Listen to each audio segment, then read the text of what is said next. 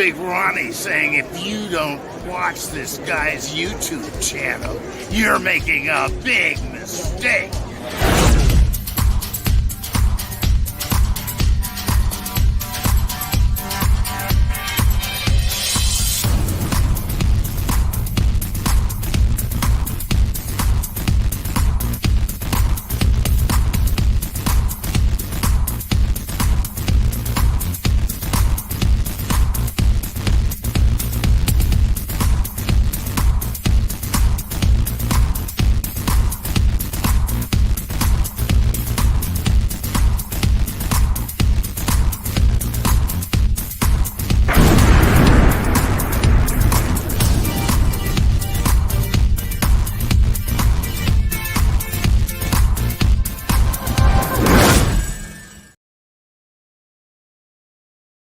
What is up, everybody? Good morning to you from Southern California on this rainy, gloomy morning.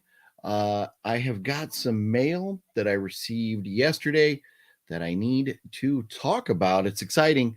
I have not opened these yet. I have a few items here that I received in the mail from my good friends down at VIAVISION and Imprint Films from down under in Australia.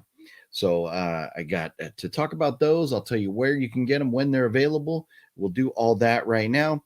But first, I didn't really wake up. I went to bed. I've been having these weird hours lately. I rewatched John Wick 3 last night. Then after that, I was kind of like thumbing around for something else to watch, sitting over here on the couch, and kind of dozed off. So I was like, I'm just going to go to bed. I'm going to call it a night. Went to bed, slept for like 2 hours, woke up and was like, what am I doing? So I was like, I'm just going to get up. And then I was like, maybe I'll just go live and I'll unbox these versus doing just a pre-recorded live in case any of you all had questions about these. We could talk about them. But then, so when I got out of bed, I started thumbing around and I noticed that, and I'm pretty sure it's true because Renee shared it.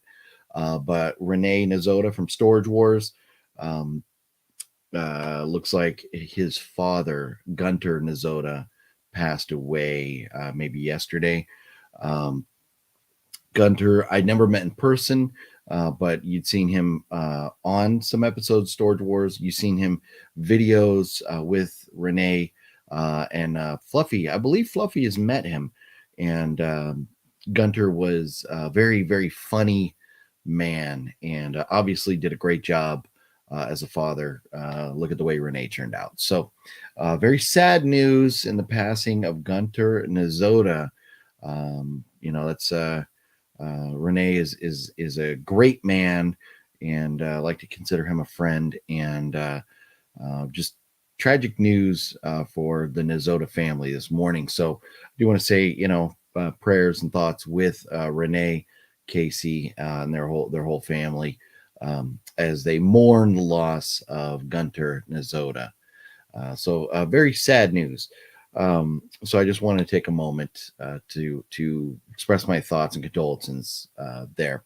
But it is morning. It is very different for me to be live at this time of day. I know, and I know I'm catching all of you completely off guard here by going live right now. But I've said I'm trying to mix it up with the live streams and trying to be live at different times so that other people could jump on the lives, because there's a lot of times we're live so late at night, not everybody can join.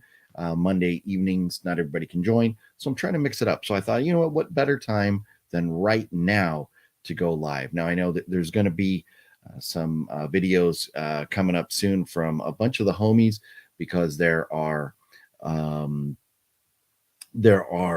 sales going on with I believe Vinegar Syndrome and Criterion, some flash sales and stuff. So there are some other videos from the homies coming up later today. But right now we have to talk about these things from VIAVISION. But first, before we do that, let me say hello to everybody hanging out with me this morning here. Antonis, what's up? How you doing? Robert. Hey, Robert, how you doing, man? I'm disappointed. I was hoping to get to see you at that pop up there, Robert, but with the rain and stuff, I wasn't sure how it was going to go, and it is about an hour away from me, so I was like, I can't really roll the dice and make that drive for it to be kind of floppy, even though it looked like everybody had a wonderful time there at the pop up. So definitely missed out on that, and hopefully you had a wonderful time there. Steve, what's going on? Steve, how you doing? Deadpool Fanatic, what's up? And yes, Robert, yes, prayers to the Nizota family. Yes. Skyla's watching you while I'm being pampered, and rest in peace, Gunter. Yes. Yeah, being pampered. What are you out? You out like getting like a pedicure or manicure or something like that? What are you up to, Skyla? Look at this, the Wet Movie One, big homie Wet One, bus bound. Yep, man. I figured you'd be on the way to work right now, heading out to be insubordinate all day. Make sure you give your boss a nice big headache by the end of the day. Yeah, man. Very, very sad news in the passing of Gunter Nizota. So kind of bummed out about that, but I am very excited. And a Wet Movie One, safe travel. Stay away from the lunatics on the bus there. Hopefully you don't have any crazies on your bus this morning. But I do have 4 items here from my good friends over at Imprint and VIAVISION. It's like one big company, and but they have like different labels, and so they sent me 4 items that are really cool items, really cool items. So we've got to talk about them. First, we'll talk about this one right here, and this one came out earlier this month already. It's already available. Came out March 8th. So this is already available. You can get this from them. If you are a fan, and I haven't even unwrapped these. I will unwrap these right now to take a look in them. But if you're a fan of Arnold Schwarzenegger and interested in his career or anything, you might want to check this out, Pumping Iron. And this is like the story of Arnold Schwarzenegger. It says, in 1977, an independent documentary movie shone a light on the world of bodybuilding, becoming a huge box office hit and creating an international sensation. It launched one man's multi-million-dollar career and changed the world of bodybuilding and physical exercise forever. Pumping Iron. So this is like a re-release from 1977 about Arnold Schwarzenegger. Rated PG, you can see here. And I'm not sure if rated PG, because we know Arnold back in the day, before becoming like a famous movie star, he did some kind of like risque type of films and stuff, like taboo stuff. I'm trying to pop this thing open here without damaging it. Here, there we go. So let's open up Pumping Iron and take a look. I don't know what, if anything, may be in here or not, but Blu-ray, oops, sorry, that's probably really loud in your ears. I apologize. But Blu-ray and DVD release date, March 8th, from JB Hi-Fi and all good retailers. Now, I did put a link down below to VIAVISION. You can go to their website where you can order all these direct and just have them mailed to you. I believe you can also get this stuff like off Amazon or other places. So here it is, Pumping Iron. Don't quote me on the Amazon, but I believe I'll look into it, and I'll leave a link down below for that. But Pumping Iron with Arnold Schwarzenegger, and opening it up here, and it's basically just the Blu-ray disc there. And let's see here. It looks like on the inside of the artwork, they have, this is cool. Kind of, instead of having like the card in there, they have just printed on here some of the other movies that they have available from VIAVISION. The Big Chill, Breakdown, let's see, Waterloo, When Worlds Collide. So some older stuff, a little bit newer stuff. The Bounty, that I love the movie The Bounty. Mel Gibson, Anthony Hopkins from back in the like early 80s or maybe mid 80s, Dances with the Wolves. Some great stuff here. So anyways, that's kind of cool that they have that there. And hey, if they could have dropped the little card in there, but why not just put it on the inside of the paper and and save the extra materials. So I like it. Very cool. This is something that I'm kind of interested in to see. About Arnold, because you think in 1977, Arnold had he hadn't done Terminator 2, a lot of these big movies. They haven't done a lot of, he hadn't done, he hadn't become the megastar that he is.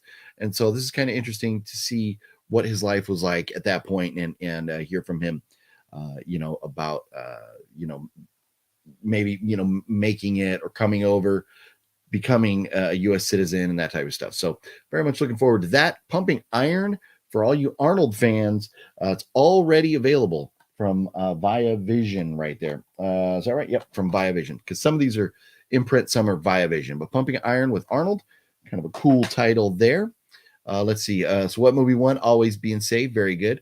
Skyla's getting eyebrows and eyelashes done. Decent. Little birthday treat to yourself there, Skyla. Very cool. Lee Waddell and William Perry were indoors. Okay, that's cool. Yeah, it looked from pictures, video I've seen, it looked like it was a little breezy that day at the pop-up, but and kind of overcast, but not too bad. Like I talked to Nick, and he was saying it turned out pretty well. So that's good. That's good. Tony, how you doing? Greeting, got the whole class watching your live stream. Shout out to Mike Hawk's 4th grade class. What? Well, hey, if that's the case, a big shout out to you all. And I don't know why you would be watching little old me, but anyways, hopefully you're having a wonderful morning or a wonderful whatever day part it is. If it's I guess technically anywhere in the good old US of A, it is still morning. If you're over in Europe, would be afternoon. Australia, it's still the middle of the night over there, where we're talking about these items that just came from Australia. But hopefully you're having a wonderful day over there. And so next we're going to talk about, well, let's see here. So this came out actually yesterday, and this one I'm really excited about because I love me some Clint Eastwood, and that is the complete first season of Rawhide. Came out on Blu-ray yesterday. It's a 5-disc set, starring Clint Eastwood there. And so let's go ahead and open this. Well, if you don't know, I'll read the back here and talk about it a little bit. Head 'em up, move 'em out. Television Western classic Rawhide is best remembered today for being the program that gave Clint Eastwood his big show business break. This series dealt with the cattle drovers taking their herd. Drovers, maybe you meant to say drivers. It could be drovers, but I thought it's cattle drivers. Taking their herd to market and the adventures they faced along the way. Eric Fleming stars as trail boss Gil Favor, with Eastwood playing his second in command, and Ramrod Rowdy Yates with Paul Brenniger playing trail cook G Wishbone. Now enjoy every season one black and white episode of double barrel bandits and tumbleweed wagons as never seen before in stunning high definition with this 5-disc Blu-ray set. So hopefully that made sense. But yeah, so it's a story about cattle drivers back in the day, moving cattle along in their adventures along the way, basically, but starring Clint Eastwood. So let's open this puppy up and take a look at the goodness inside here on Rawhide, the complete first season. I love the fact too, this is a marking of a great company here, that they have the PG. They didn't put it right on the cardboard because they know collectors don't want that stuff damaged. So that's cool that they put it outside there. So here we go, Rawhide. And speaking of VIAVISION, I do have this phenomenal Saw trap from the Saw franchise. And this actually, I'm shocked that there are still apparently some of these available from VIAVISION. Now, when they sent these out initially, there were some problems. They got damaged in the mail when they were on the way to the US. VIAVISION has resolved that. So if you order one of these, the Saw box set, if you order that from VIAVISION, they have it packaged where this is all protected now, and you will be fine. But they did a phenomenal job of replacing the ones that were damaged, sent new ones, and there they are. Very, very nice. And don't tell nobody, but this was the one I received that was damaged, but I was able to super glue it back together. And so now I have the second one, the original one, preserved, protected in the box, but I keep this one over here just because it's so cool looking. Even though it's damaged a little bit, if you look closely, you could see some of the super glue, but it looks fine sitting up here on the shelf. So anyways, another amazing item still available from VIAVISION right there. So I'll put that back. But yeah, we got to talk about Rawhide here. Clint Eastwood. This is amazing. But I see we got a couple more folks jumping in the chat. Let's say good morning to Master Chaos. It is very early in the morning. And so I had mentioned a moment ago, MC, that I went to bed because I fell asleep on the couch. I had watched John Wick 3 again, getting ready for John Wick 4. And then I started looking for something else to watch, and I fell asleep. So I was like, I'm going to go to bed. I went to bed, and like 2 hours later, I woke up and was like, what am I doing in my life? So I'll just get up, and I'll go do a live stream and talk about these rather than just recording a video and putting it out. I thought I would open these up live. So yeah, it is very weird, but I've had a lot of viewers say, I can't catch the live streams because, I'm always so late at night and everything. So I thought, what the heck? We'll go live right now. And kind of, because I know there's going to be some other videos coming up because there's a lot of there's flash sales going on. There's things going on in the world right now. So I thought, I'll beat everybody to the punch, get up, get this video done. And then when everybody else starts going live, I'll have this out of the way. So good morning to you, MC, and congrats on the movie. Master Chaos was just able to announce his next movie project, which sounds phenomenal. And I would tell you about that, but I got everything set up to talk about these right now. Don't want to mess with that. But MC, looking forward to chatting with you about that, about your new movie. Congrats on that. And a good morning to you, good sir. Michael McNally, what's up? Michael, how you doing? Skyla, thank you, me, and Megan, my eyelashes lady. Appreciate it. Well, very cool. Well, I appreciate your eyebrow and eyelash lady for helping you get all done up for an early celebration of your birthday there. Very, very cool. Very cool. So let's take a look now at this Clint Eastwood Rawhide, the complete first season on Blu-ray, 5-disc set. Open it up. Nice cardboard slip there. And VIAVISION packs their stuff. Wonderful. It came in all this bubble wrap over here. Look at this, the way they protected it when they shipped it. Like I just ripped the box open, all kinds of bubble wrap and stuff in here. So it came, and if you are a fanatic about your slipcovers, like we know some folks, like our good buddy Chance, if you're a fanatic about your slipcovers and want your corners intact when you get them, VIAVISION Imprint Films will get them to you safely. So here we go. Inside Rawhide, we've got basically just there they are, all 5 of the discs in there. And it looks like on the back side of the artwork here, it tells you what episodes what episodes are on each disc. So that's kind of cool. So there you go. Simple, but here's the thing. I mean, we're talking from a television show 50 years ago, or maybe even older than that. So what do you expect, in the way of extra goodies or bonuses or special features? But to me, this is awesome. Love it. Very cool. I am a huge Clint Eastwood fan, so I love having this in my collection right here to put maybe we'll have to put on the shelf right here next to this trilogy here with For a Few Dollars More, A Fistful of Dollars, The Good, the Bad, and the Ugly. That trilogy right there. Maybe we'll put those together. So love me some Clint Eastwood. So we have 2 more items to talk about here. And so the Clint Eastwood Rawhide, this came out actually, today's Thursday. So it says yesterday, Wednesday. Usually they come out on Tuesday, but this would have been yesterday. So it's available now. And from Blu-ray release date. So it doesn't say DVD or anything or 4K. So I think it's just Blu-ray right there, but it is available now. And then we have two more to talk about. We'll just talk. Let's see. This one comes out March 29th. These next two movies both come out on March 29th, and this is pretty cool. We'll talk about this one first. What the heck?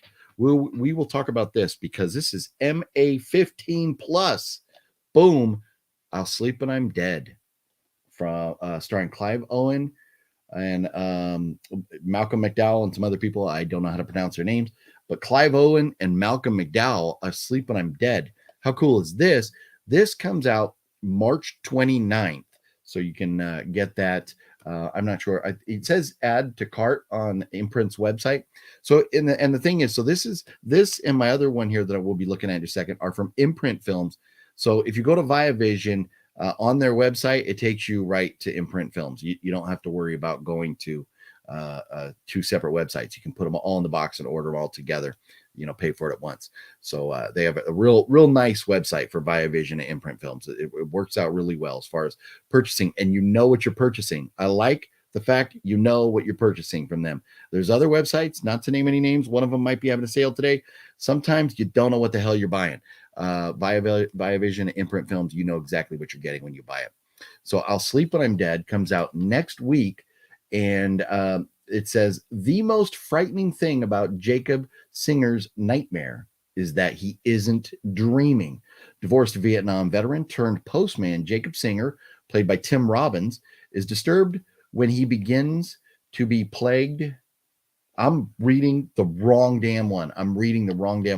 Sorry. And so I'll just tell you right now, I just gave it away because I was reading.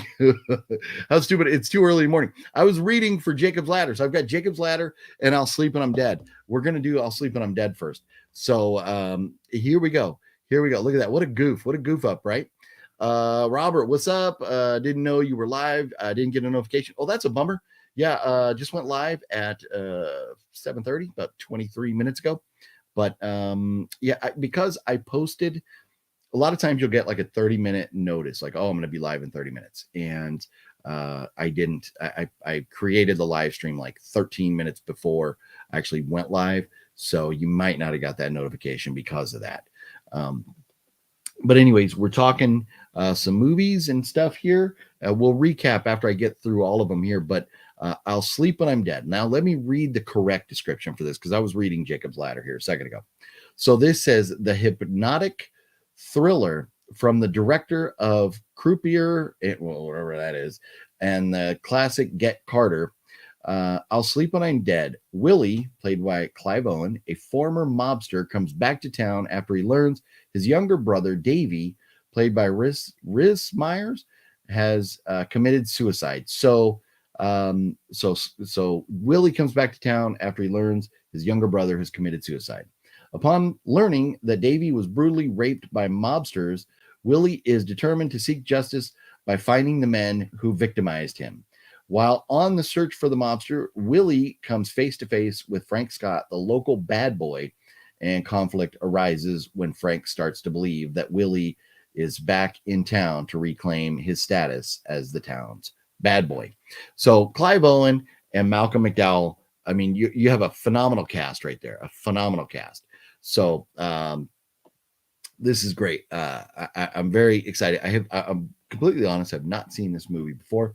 Very much looking forward to it. It does come out next week, March 29th, 2023. It's 103 minutes long. And that's about all I got to say about it. Let's open it up and take a look in here at what's going on. Let's see here. Gotta be careful.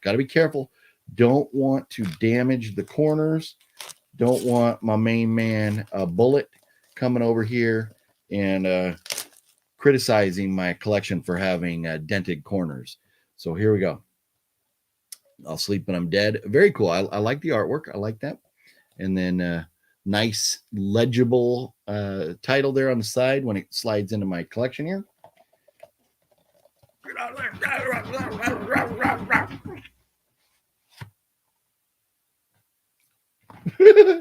So there it is. I'll Sleep When I'm Dead. Nice, again, cardboard slipcase there. And yeah, like they kind of got the like gun thing, like Sopranos. It was the R, but there is like the L. So, and this is from 2003. So I will give Sopranos credit for doing that gun thing first.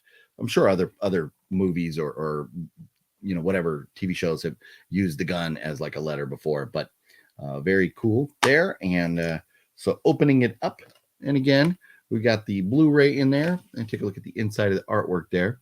So dude sitting in the van by something over there, but not much going on there, but a cool little picture. Nice to have something on the inside of the artwork there rather than just a plain white blank side there.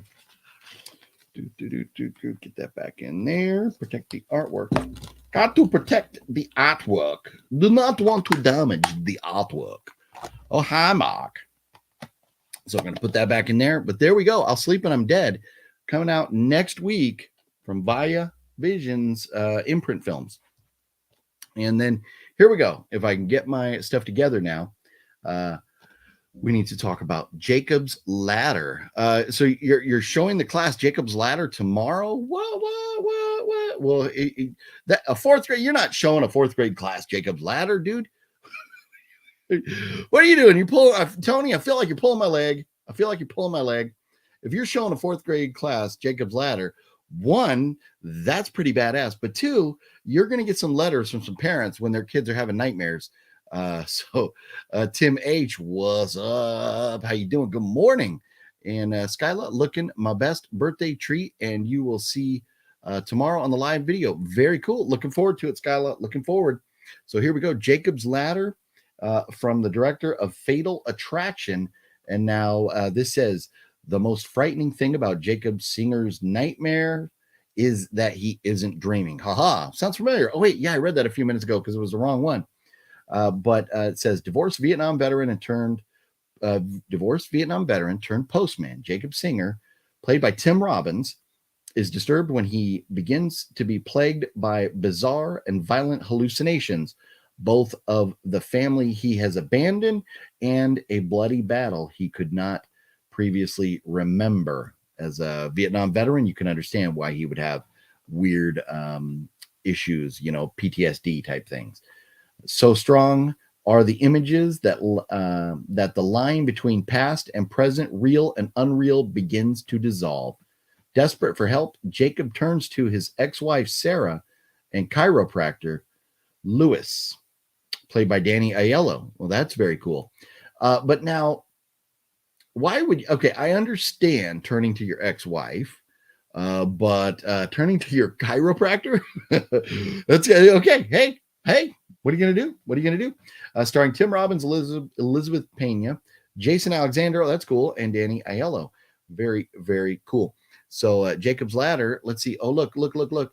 By the way, I watched Pumpkinhead, the first one on Prime Video, and liked it a lot. I watched it yesterday. Nice, Robert. Very cool. I love me some Pumpkinhead. Absolutely love Pumpkinhead. Glad you liked it.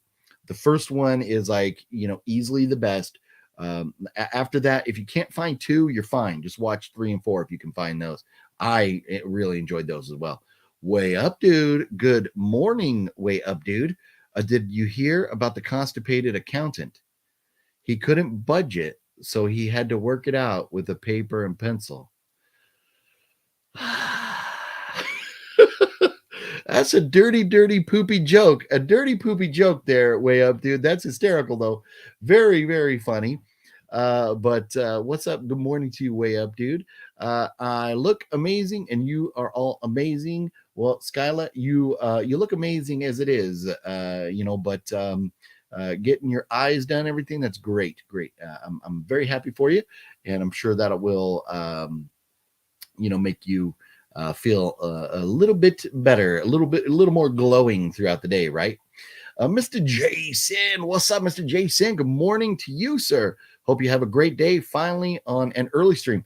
Yeah, or finally an early stream. Right? I know. And that's what I'm trying to mixing it up, trying to get a little bit earlier in the day. So the folks that can't catch me at night actually have a chance to hang out here.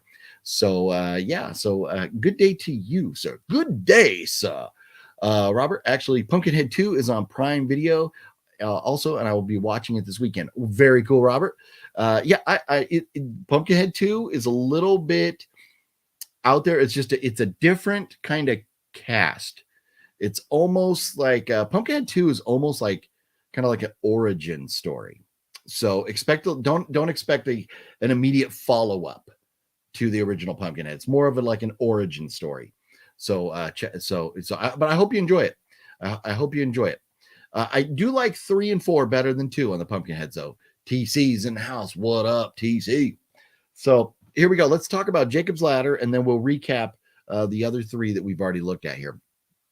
So, well, I guess we already talked about it. We'll open it up now. We'll open up Jacob's Ladder here. This is weird for me. I'm like, I gotta like I'm awake this early in the morning and doing a live stream.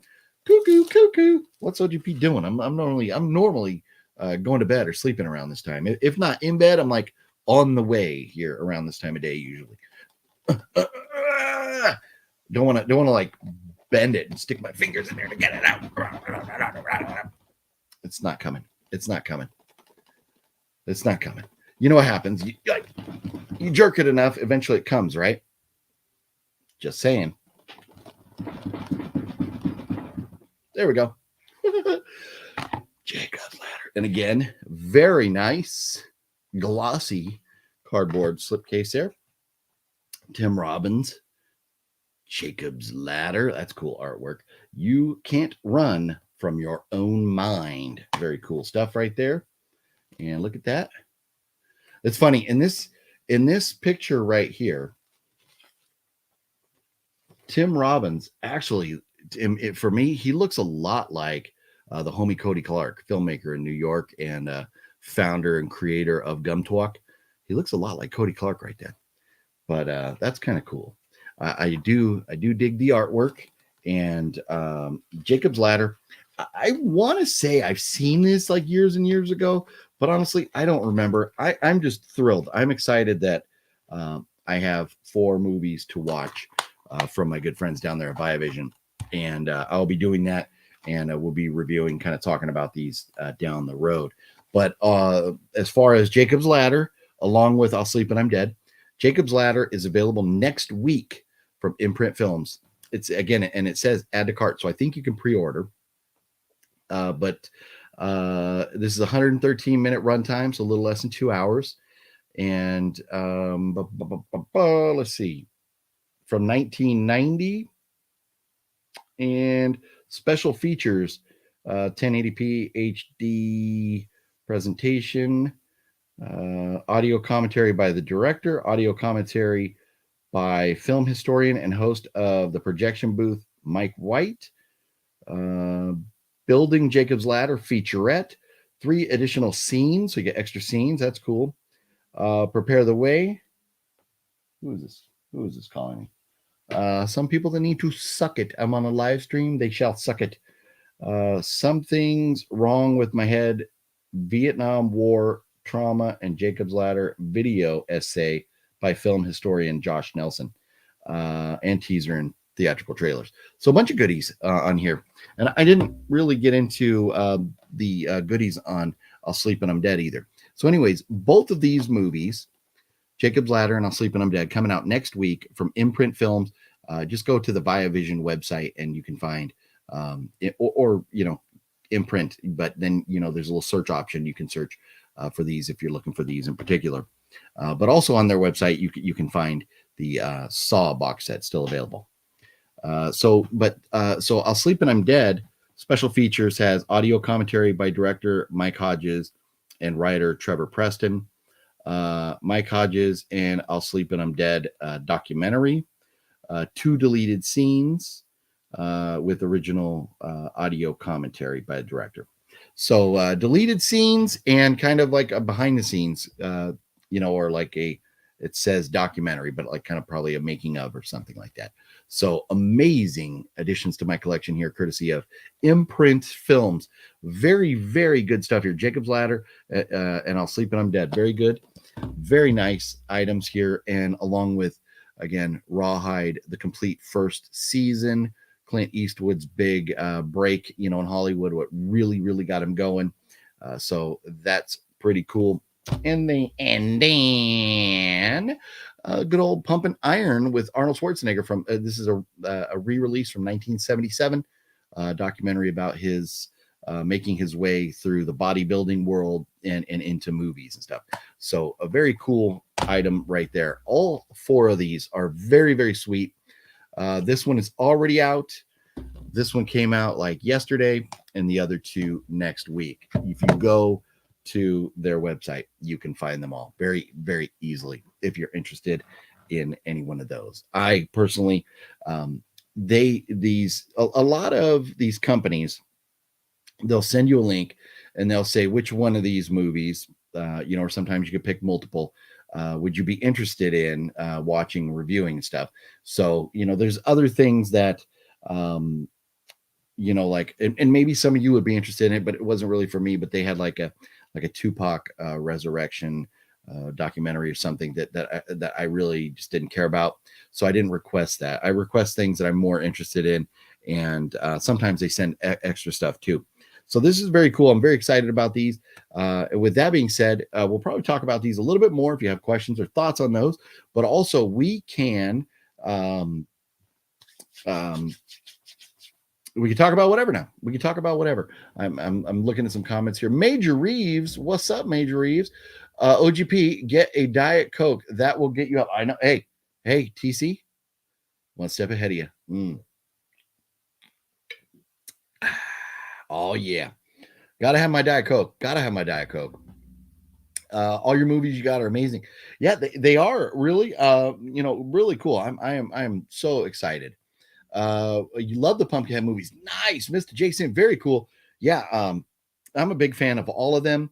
My favorites in order are 1, then I go back and forth, but I think 1, then 4, then 3, then 2. Right now, that's what I'll say. 4 has like it's a cool cast and like epic body count. 1, 4, 3, and 2. But I would watch them in this order. Personally, I would watch 1, 3, 4, and then 2. That's the way I would watch them. Because 3 and 4 are more true sequels. Don't jerk too hard. You might be the one to, right? Yeah, you gotta be careful. You gotta be careful. Is that your preferred jerking technique? Yep, two-handed. No, that's what you do. That's what you do when you need to get it out. You just get it like just like that, and eventually, hey, they'll come right out. That's what happens. Jacob's Ladder is a crazy movie. Nice. This stream is not family friendly. There's sucking, jerking, and coke.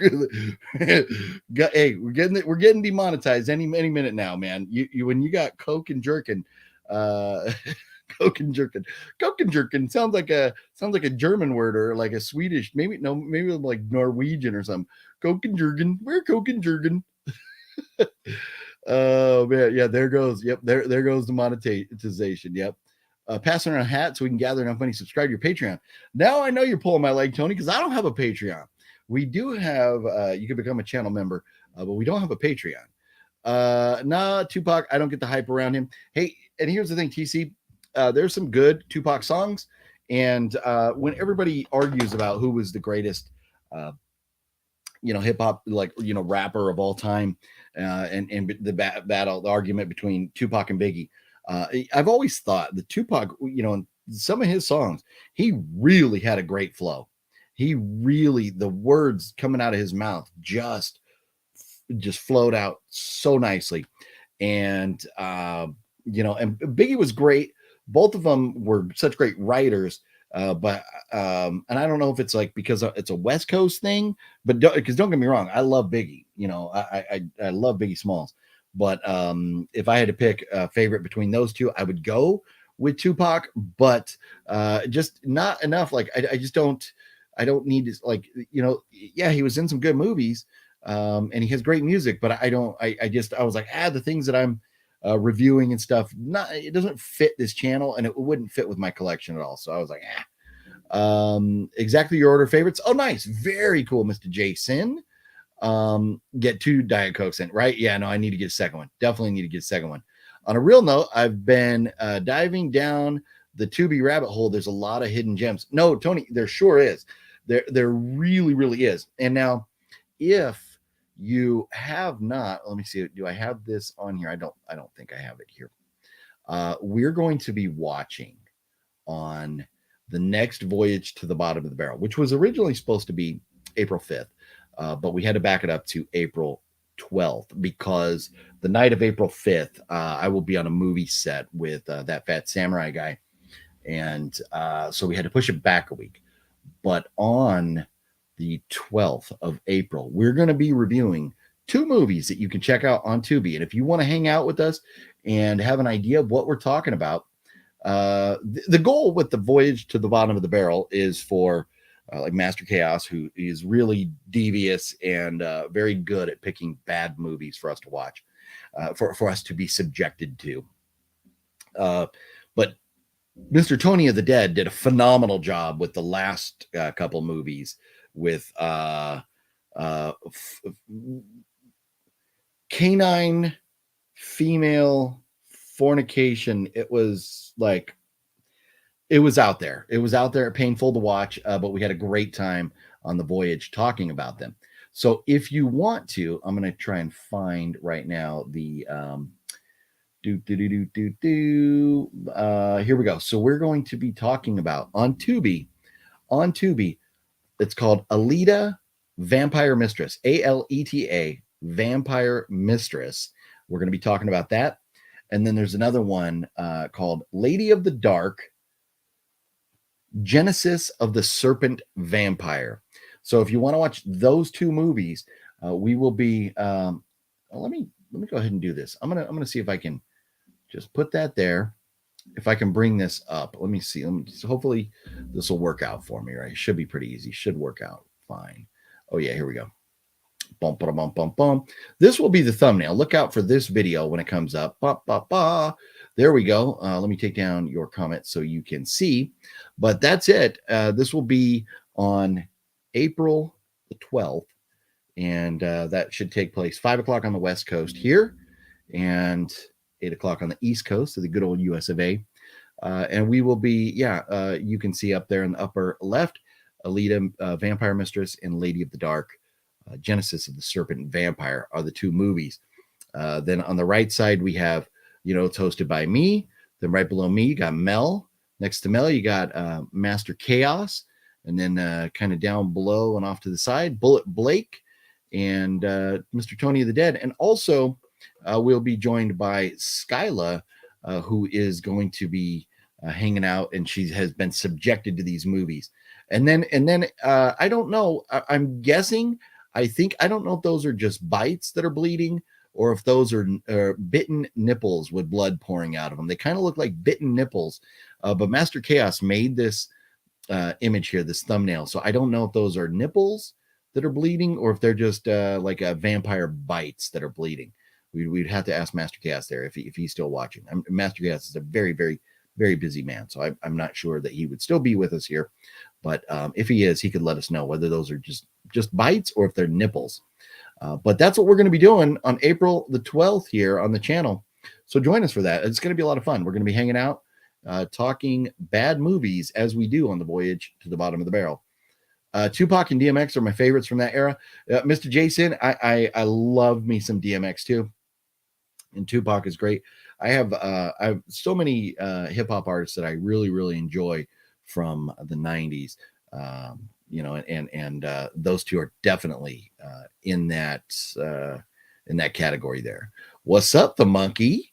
Greetings, OGP. Good to see a morning stream. Will you be doing more of these? And do you think they will release an extended cut of Cocaine Bear with unused scenes of Ray Liotta? That would be nice.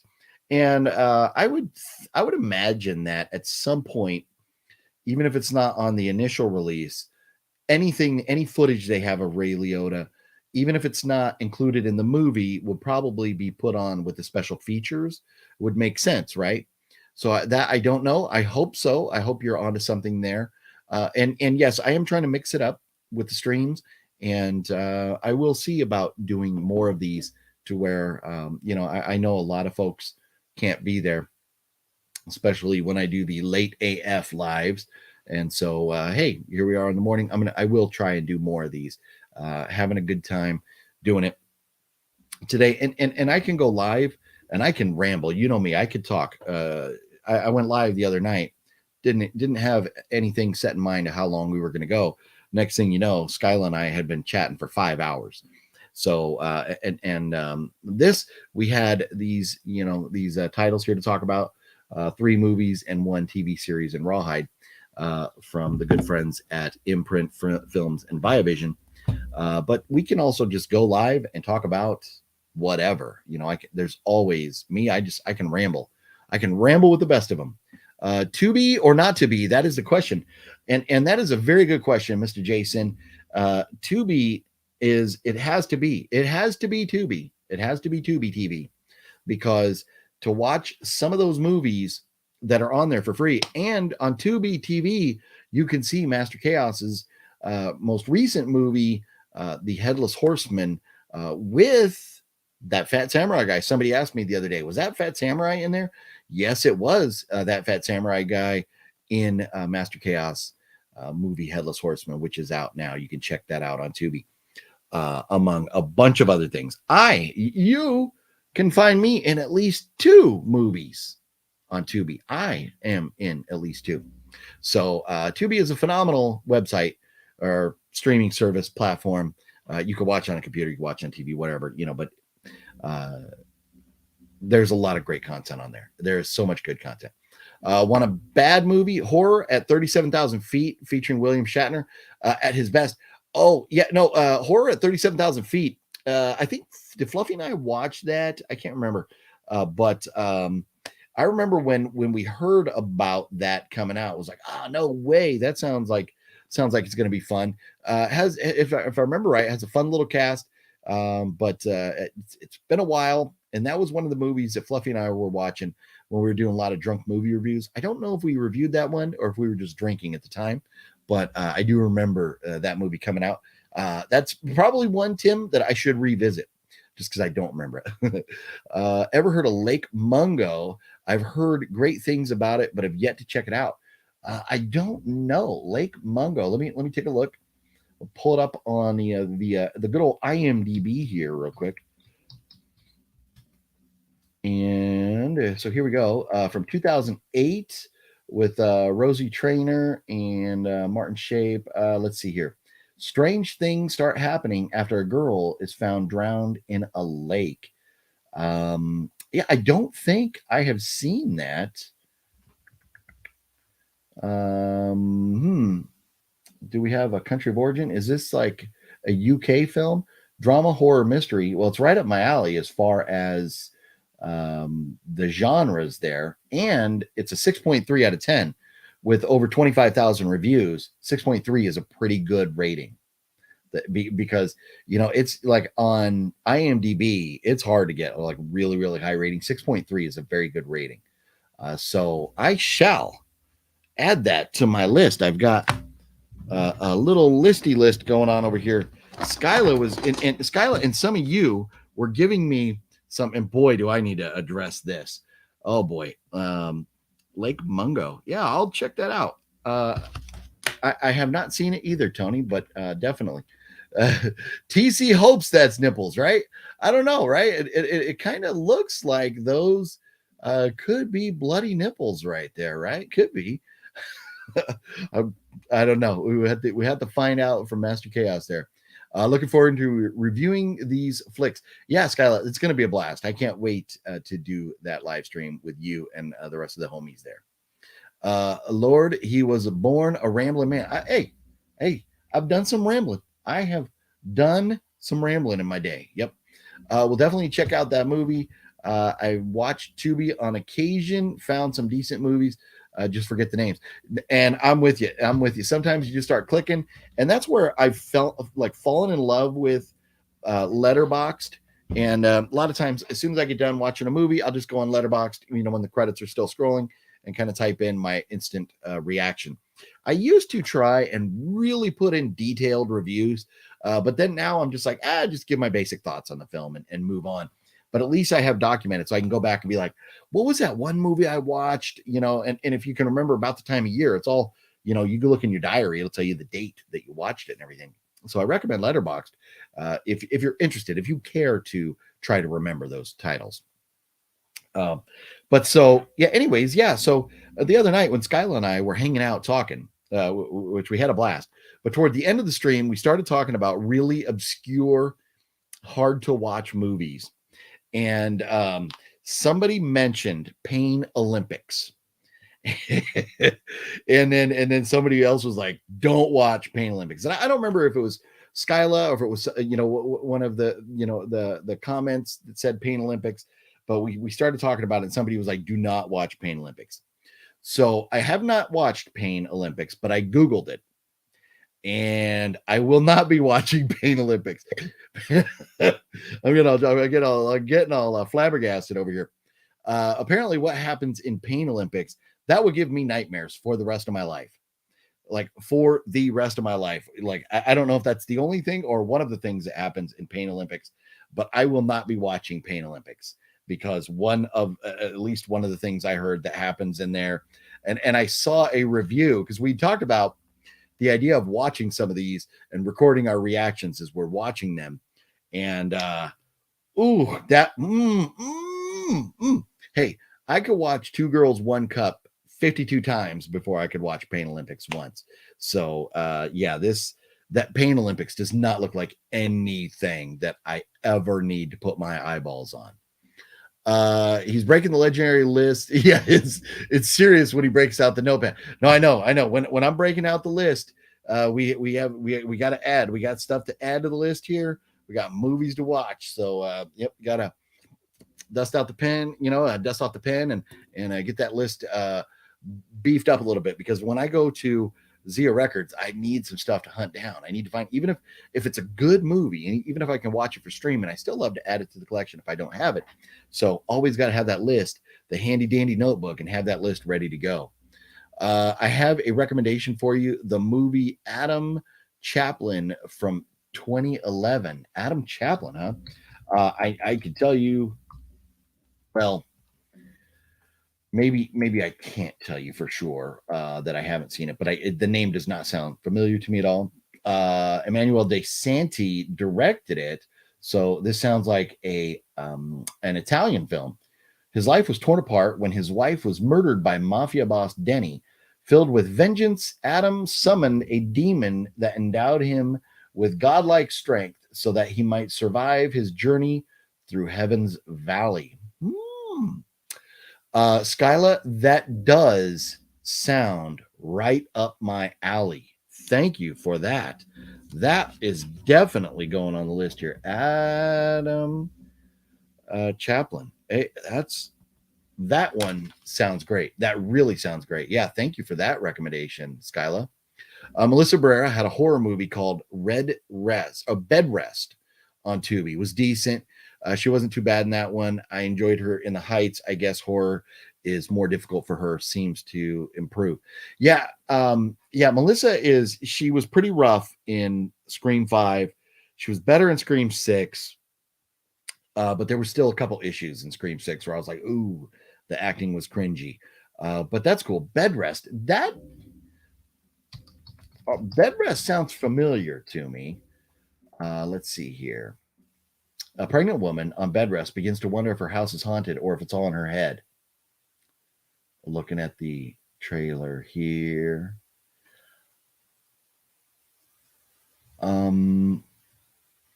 Wait a minute. Okay, one of the doctor in here, boy, he looks so familiar to me, like one of my friends. But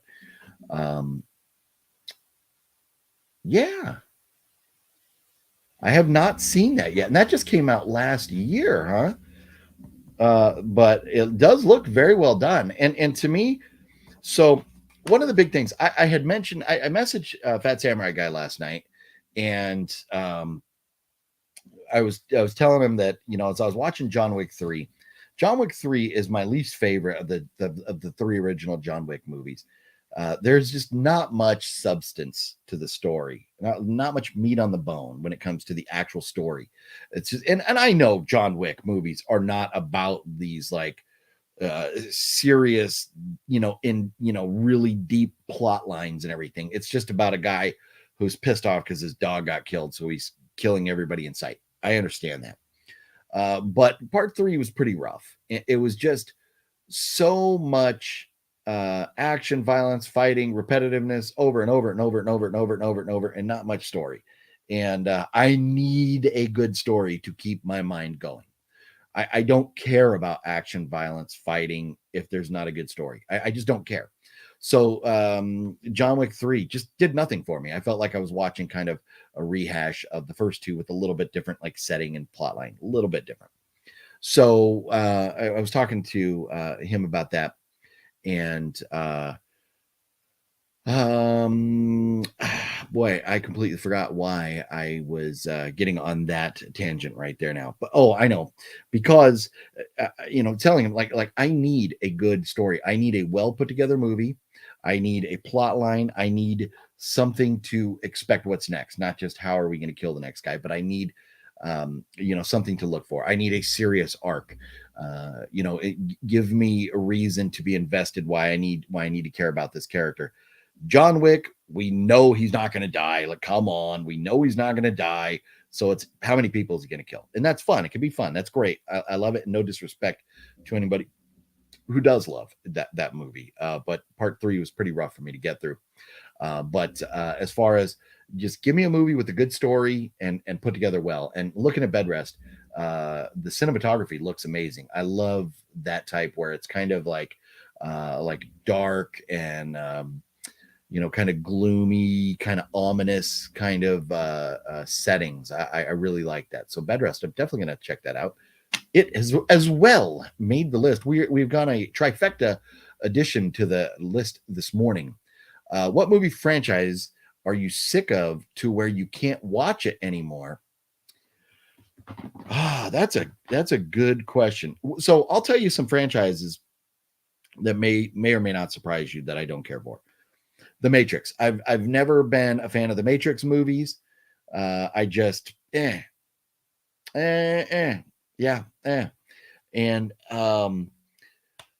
franchises. So I don't know that I've watched a franchise enough to go like, a franchise that I love that I can't watch it anymore. But franchises, so like the Chucky Child's Play franchise, I'm trying to get myself to go through that. But I just don't give a shit. I just don't care. And so I can't really get into the Chucky franchise. Final Destination. I could care less. Really could care less. Paranormal Activity. First 4 movies, good to go. After that, so there are some franchises that I'm like, I want nothing to do with those. But as far as popular ones, I would say, yeah, definitely Matrix, Final Destination, Child's Play. Those are just they're tough for me to sit through. Let's see here. OGP, have you seen Severance 2006? Boy, that sounds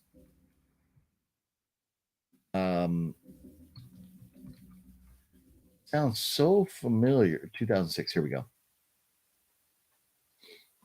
During a team building retreat in the mountains, a group of sales representatives are hunted down one by one.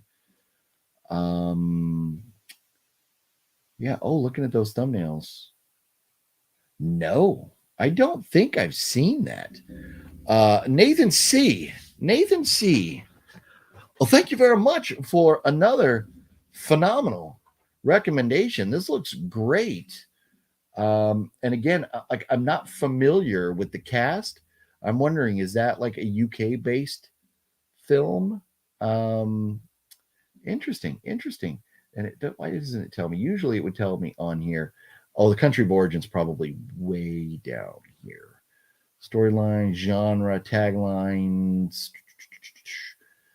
top picks, FAQ, United Kingdom. Okay, countries of origin. Oh, UK, Germany, Hungary. Okay, cool. So, yeah, that's cool. I have not seen Severance. Another bloody office outing. Well, that looks, yeah. Nathan C., thank you very much. Thank you. Let's see. Skyla says it's in my top 5 favorite horror movies of all time. Oh, Skyla, is that you're talking about Adam Chaplin? Very cool. You mentioned Two Girls, One Cup. I'll be doing a video on that soon. Nice. Very cool. Yeah, I got to do a reaction to that. Need some story somewhere in movies, even if little, right? Got to have a story. Got to have a solid plot. When you get a chance, you can message me when you're free. I want to pick your brain on something. Sure thing. Yeah, Skyla. Let me get off the air here at some point, and yeah, I'll send you a message. Yep. Halloween for sure. Oh yeah, Halloween, burnt out on Halloween. Well, I'll tell you, the new trilogy on Halloween is hard to watch. 2018 to me was okay. I know a lot of people had problems with it.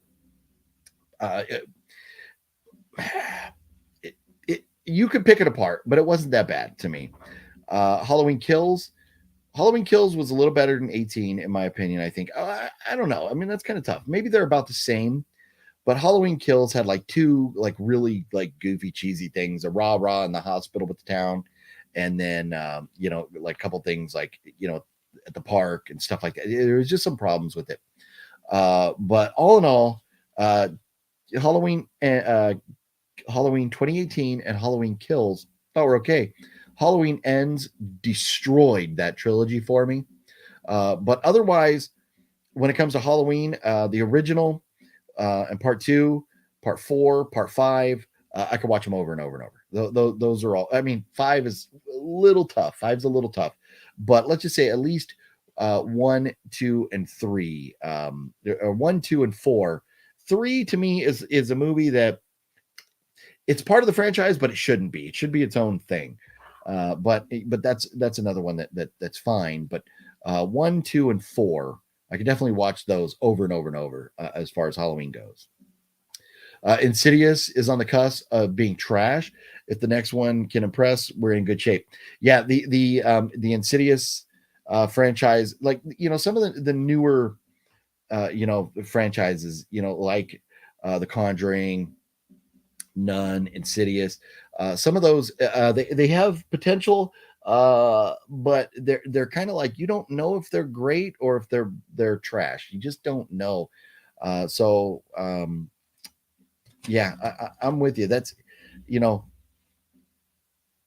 if they keep making sequels over and over and over, and they get progressively worse and worse and worse from movies that were like mediocre to begin with, or decent to begin with. If the sequels keep getting worse and worse and worse, they're in big trouble. But like the Conjuring movies, first 2 Conjuring movies, I really enjoyed those. The Nun, I know a lot of people did not like The Nun. I thought it was okay. I enjoyed it, but it was not ever going to be on my top favorite list. But The Nun was pretty good. Paranormal Activity 1 through 3, like a lot, the rest of them don't care for. Okay, gotcha. Yeah. So yeah, 1 through 3 are obviously the best. 4 is when you kind of jump, and it's like that prequel, right? Where it's like, when the 2 sisters are little kids and stuff, if I remember right. And that was okay. But definitely 1, 2, and 3 were definitely the best, Robert. I'm with you there. Love Halloween 4 and 5 mostly because of Jamie. Yeah, and so I love 4. Absolutely love it. 5 has some issues. You've got Jamie who can't talk. She's in this psychiatric ward, and then all of a sudden she starts to come out of it, and so she hadn't talked in like however long, and then all of a sudden it's like, okay, I could talk again. That was a little hokey the way they did that. And then I had some other issues with it, but 5, it's okay. It's okay. But 1, 2, and 4 are going to be my favorites in that franchise right there. But I get it. The character Jamie, growing up and then being in Rob Zombie's movie, the Halloween, Danielle Harris. She's phenomenal. We love Danielle Harris as a child actor, and as an adult. She was good as a child. I think the storyline kind of for part 5 made it a little tough for her, for that character or whatever. As much as it pains me to say, Rob Zombie was onto something with House of 1,000 Corpses. Went off the rails after that. Should have stuck with those movies. Lords of Salem, Devil's Rejects were decent. Tony, So I'll tell you something. I love Rob Zombie movies. House of a Thousand Corpses at the top of the list, and there's a 20th anniversary coming out soon that's going to have like new content, like new director's commentary. But so as far as Rob Zombie movies go, House of a Thousand Corpses to me was phenomenal. I love the grindhouse look, the dark and gloomy and stuff. I absolutely love it. Dr. Satan, like everything that was going on down underground and all that stuff, absolutely loved it. Lords of Salem, I enjoy that movie. I really like it a lot. I don't know if I'm going to say that I love it or anything, but I really like it. Devil's Rejects, I absolutely love. Three from Hell, not so much. It's definitely the weakest of that trilogy. But jumping off on that to Skyla asking what Rob Zombie movies do I like. So I could put them in order. And so for me, House of Thousand Corpses is first. Devil's Rejects is second. Rob Zombie's Halloween is third. I want to make sure I'm not forgetting anything. So, okay, where's his director credit? Let me look at. So, Rob Zombie, it just credits. Why does it just have? Oh, here we go. Okay, so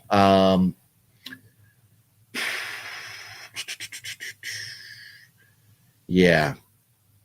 Okay. Dracula, Living Dead, Fearsome, Dreamer. Okay, so House of a Thousand Corpses, yeah, because that's the first one he directed. It's on IMDb. It has all his music videos on here as well. So House of a Thousand Corpses is first, Devil's Rejects second, Halloween third, and that's funny because that's the order of movies that he directed. And then after that, then I would say Lords of Salem would be 4. 31 would be 5. Halloween 2. No.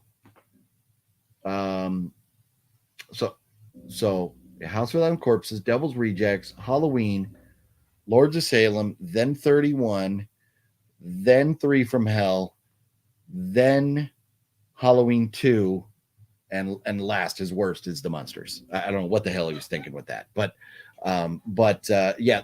So really, I think the question is for me, which Rob Zombie movies do I not like, and that would be really The Monsters, and his Halloween 2 is tough to get through because just screaming. I feel like he just told the actresses scream for an hour and a half and annoy the living shit out of the audience.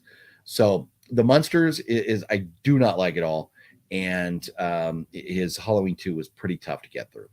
Actually enjoyed Rob Zombie's 31. Hey, I really like it. I got the Steel book. I had to get it. It's a good movie. I really enjoyed it. 31 has kind of a little bit of feel like a Devil's Rejects or House of a Thousand Corpses. And like Lords of Salem still has that some like cinematic tones, like the gloominess and the dreary, ominous kind of like filming locations and scenes and stuff. So I like that. I like those dark, eerie kind of movies. And so 31 and Lords of Salem, I really like them. They're good. I got, well, you're not gonna be able to see them on my Rob Zombie autographs and stuff, but I got stuff, autographed by a lot of the actors in Rob Zombie movies. Danielle just did amazing job with her acting, especially at such a young age. Yeah, no, she, for being as young as she was in those movies, Danielle was phenomenal in Halloween. Yes, I 100% agree with you, Mr. Jason. Let's see here. The first Halloween for Rob Zombie, I liked it a lot. The second one was terrible. Agreed. I know a lot of people like the Rob Zombie Halloween movies, but that's just me personally. Robert, so I'm with you. And what gets me about Rob Zombie's Halloween, not the sequel, but Rob Zombie's Halloween, I like it because you get so much more of young Michael Myers. What really turned him into this evil person. You get a lot of that. the kind of like deadbeat, I guess, like stepdad or whatever, the mom who's a stripper, the sister who abandons him, on Halloween and stuff, the bullies, all that stuff going on. You got so much more of young Michael Myers, and I liked that. I'll never say that Rob Zombie's Halloween is better than John Carpenter's. John Carpenter's OG, one of the greatest horror movies of all time. But I do like how he explored young Michael Myers a little bit more in his Halloween. Lords of Salem, I like a lot because of House of Thousand Corpses and Devil's Rejects. Oh, but House of Thousand Corpses and Devil's Rejects, I really like the rest. I'm not a fan. Okay, so Lords of Salem, House of Thousand Corpses, Devil's Rejects, you're not a fan of the rest. Yeah, if 31, I like it. I like it. And his Halloween movie, maybe some point give him another shot. But I get it. I understand a lot of people do not care for much of his movies outside of House of Thousand Corpses, Devil's Rejects. Those are the two biggies for him. Reason I respect Rob Zombie Halloween 2, I just really love the performance of Scout. She was batshit crazy. Yeah, no, she was. And hey, Scout and Danielle, they're phenomenal. But man, screaming. A lot of screaming going on in that movie. It was just tough to get through. But yeah, I still like him. I like Rob Zombie's directing style. Let's be honest. If Rob Zombie wasn't Rob Zombie, he'd be on Tubi. So, Tony, there are some movies on Tubi that you're like, if this was released by the right company, it would have been big. And so I understand what you're saying there. And yes, because Rob Zombie is like, a rock god, rock legend, that definitely got him an in to being able to make his movies. And he's very lucky with what happened with House of a Thousand Corpses, when in the middle of it, and was it Universal or Sony or Paramount, whichever company was originally producing House of a Thousand Corpses, they basically, were looking at what he had done and gone like, nope, your funding is done. You're gone. You're fired. Get out of here. Take your movie and leave. And so then Rob Zombie had to go finish the movie elsewhere. So, and that it's very interesting that movie even ever came to be because of that. And I don't know. I like the style, and a lot of like rock and roll, heavy metal stuff is like kind of, it fits in, it meshes with horror movies a lot. And Rob, being such a big horror movie fan himself, I thought he did such a phenomenal job. I really love that's his story, his movie, the way he wanted to do it. And with some of the other movies, you feel like, well, maybe they're influenced by the studios a little bit more and that type of stuff. Where House of Thousand Corpses, I feel like it's really Rob Zombie there. And he wasn't willing to cave to what the studios wanted. They told him take a hike, and he still got it done. So that's cool. But yeah, I'm with you. Movies like 31 and Lords of Salem, yeah, they probably would have been like straight to DVD. Well, and they probably were straight to DVD, but like sitting there on Tubi and stuff, they probably would have been. Let's see. What movie one just got to work and farted a nice one? Hope I made you proud. You did indeed. Hopefully you were near or around your boss and he is now accusing you of being insubordinate. I hope that happened. But what movie one? Have yourself a lovely day, buddy. Don't work too hard. And if people accuse you of being insubordinate, tell them to suck it. You have OGP's approval to use the phrase "suck it," and they can suck it. So, but don't tell any of the residents that they might not respond well. 80s Monster Kid, what's up? Rob Zombie actually went to the high school in the town I live in, but I believe he did an interview and made it clear that is one of his worst times of life and hates his hometown. Yeah. So I've heard, I loved Rob Zombie on the oh my god, Joe Rogan. His interview with Rob Zombie was phenomenal. I've heard a lot of different interviews with Rob Zombie that I just enjoy listening to him talk about his career, what got him into movies, how things got done and stuff. But yeah, he did not like his childhood, and he bolted for New York, as soon as he could. And let's see here. Maybe mistaken, but wasn't the Munsters pretty much all funded by Rob? So I don't recall exactly, because there was a lot of controversy around it, because people were saying, oh, Rob Zombie had a $30 million budget for the Munsters and he made that pile of crap. Rob Zombie came out and responded and said, I have not had $30 million to make my movies total. Amongst all my movies, they have not added up to 30 million bucks. If that's true, that's kind of interesting, because, I would imagine a couple of his movies probably had to cost a few million dollars a piece, at least. But the Munsters, I don't know. I'd heard some different stories about this, and the only reason I own this is, I have all of Rob Zombie's other movies, but the Fluffy Gamer actually picked up a copy and brought it up to me. So now I have it because it's, Rob Zombie film, and the cast, like Jeff Daniel Phillips, and Sherry is good as Baby Firefly. She's good in 31. She's good in Lords of Salem. But as Lily Munster, I'm sorry, Sherry failed. But some of the cast I like, aside from Sherry. But it was just way too goofy. I didn't care for it. But I'm not 100% sure, Tony, on the funding for it. I just don't know. I could speculate, but what good would that do? I believe they even had a sign for him, one of those town signs saying, and he hates it. Oh, that's hilarious. Oh, like his hometown, they put up, oh, home of Rob Zombie, but he doesn't like that town. That's hilarious. As always, this video is brought to you by Diet Coke, keeping OGP awake since 1992. I don't know, some date. You start in 15 minutes. What? Well, go in there and start being insubordinate right now. Just go start being insubordinate right now. Let's see here. All he needs to do is throw Sherry Moon up on the screen and take her top off respectfully.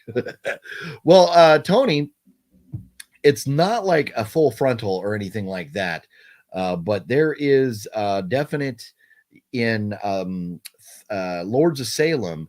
There is definite plenty of Sherry Moon's butt on display, and then in one shot there's definitely the boob from the side, the exposed boob from the side. If you really need to see that, go watch Lords of Salem and or Google it. I'm sure you could find it pretty easily. But not like a full frontal or anything. But hey, you know what? Sherry, she's like in her early 50s now. But yeah, back in the day, and she's still, an attractive woman. But I understand, your thoughts there, and I'm sure a lot of people would probably just drop $10 to buy a movie just for that, if that did happen. You have a small package for Boss Man that came from JSA. Ooh, nice. Wrinkle it all up and be insubordinate, like a good insubordinate employee would be. Diet Coke is the best sponsor for OGP's channel ever. My sponsor can be Amaretto. Oh, yeah, there you go. Yeah, I can't drink Amaretto or alcohol this early in the morning. I just can't do it. In Vegas, I probably could, but here right now, no. And trying to do live streams, alcohol and live streams are tough for me. Maybe a beer here or there, whatever. But I would be, I'd get way off track. Yeah, like one of those welcome to town signs, Rob Zombie is from Haverhill or something like that. Right on. Yeah. I remember hearing, that he wasn't a big fan of where he was living, and took off to New York, but and then made his way to LA and rock fame, became a legend, man. But you think about it, if you had, not that you would ever want to trade your life for anybody else's. Maybe some of you would, I don't know, but I would not want to. But if I could make my life to where I became like a rock legend and was able to make a bunch of horror movies, I'd be thrilled. I would absolutely be thrilled. That would be a dream for me. More of the movie making than the rock legend, but but being like a rock god and having thousands and thousands of people show up and seeing Rob Zombie in concert was amazing. He's not, his performances, overall performance at the concerts are phenomenal. It's a great show. But his singing, because he runs around so much and has so much going on, sometimes he's out of breath and his singing is not the best, but it's still a fun experience at the shows, especially when certain songs come on and the crowd immediately knows and the whole crowd is like bouncing. It's like, oh, it's epic. Love seeing Rob Zombie in person. Let's see what's going on with the SoCal weather. Snow, tornadoes. I know. Yeah, it's been raining so much. Just even on top of the snow and the tornadoes, it's just been raining way more than it ever has that I can ever remember. We're almost to April now, and it seems like we've gotten more rain this year that we probably have like in the past 5 years combined. I just do not remember. We get bad rainstorms from time to time, and there might be like a season where you have 2 or 3 big storms, but this is like storm after storm after storm. We just get like a 3 or 4 day break and then bam, another one. But yeah, there's been snow yesterday, tornadoes hitting Montebello, which is kind of Montebello, if you don't know, is kind of near East LA. Yeah, just craziness in the weather makes you start to really wonder. And we're not talking about it because it is a very hot, heated, debated political issue about like, I don't, global warming, but the idea that climate change is happening, it kind of makes you go, you know what? Maybe they're right, because this weather is very, very goofy. It is very, very weird. And I think no matter where you stand on that, all I will say with that, because I know that probably some people watching would go like, once I mentioned it and said, maybe they're right. I'm saying maybe because I'm not going to tell you which side of the fence I'm on right here. I'm not going to tell you. I might be a denier. I might be like, oh, you know what science says, and look at all this evidence. So yeah, it's climate change. I'm not going to go down that route. But the one thing I will say, and I think we can all agree on this, is that as we move into the future, we do need to find ways to pollute less and to keep our environment clean for future generations. I think we can all agree on that. And that's the main thing, is that we try to do better as a society. We try to do better moving into the future. And that's all I want to say on that. I don't want to get into politics and everything, but the weather has been a crazy this year. It really has. Do you still dumpster dive? No, I do not. Tony, I am like a serious germaphobe. And so when I would go out dumpster diving years and years ago, it's been probably 7 years since I've been, maybe 6. But when I would go out, I had to come home every night and I had to take a shower and I had to immediately put my clothes in the washing machine because I always just felt like I had bugs on me. I had to carry around baby wipes and completely clean off just to even get in the car. I don't know how I was ever able to do it. But beyond that, the GameStops, all of them around here, went and put locks on their dumpsters, put fences over the top, and or they destroy everything they throw away now. So the reason I stopped when I did was because there was no point in continuing to go. There was many nights where I went out and you never saw videos because I never found anything. And I did put up, there was a few videos I put up where I went out and you saw me get nothing throughout the night, but it was part of the adventure. You don't know what's going to happen. So let's go. But after doing it several times, I was like, this is just not worth driving around looking for things that are either, not going to be there, going to be damaged, or going to be locked up.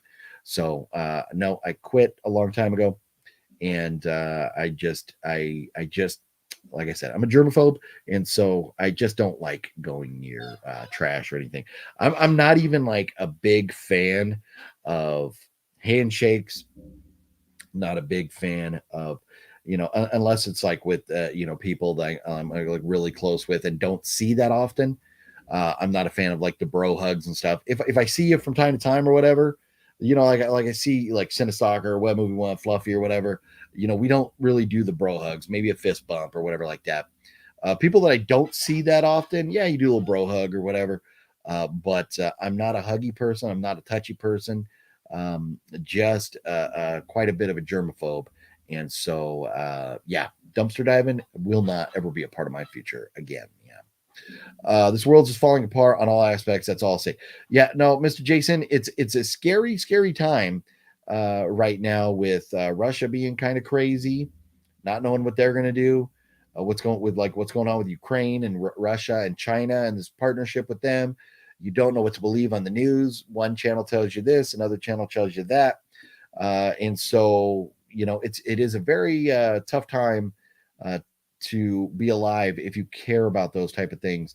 And we all have opinions. And the thing is, in the right forum, if you go on to, if you're a fan of a certain YouTuber, for example, what's his name? Nerdrotica, right? What's his name? I think Nerd. Let me pull him up. It's been a while since Nerdrotic. So if you're a fan of Nerdrotic, he has 713,000 subscribers.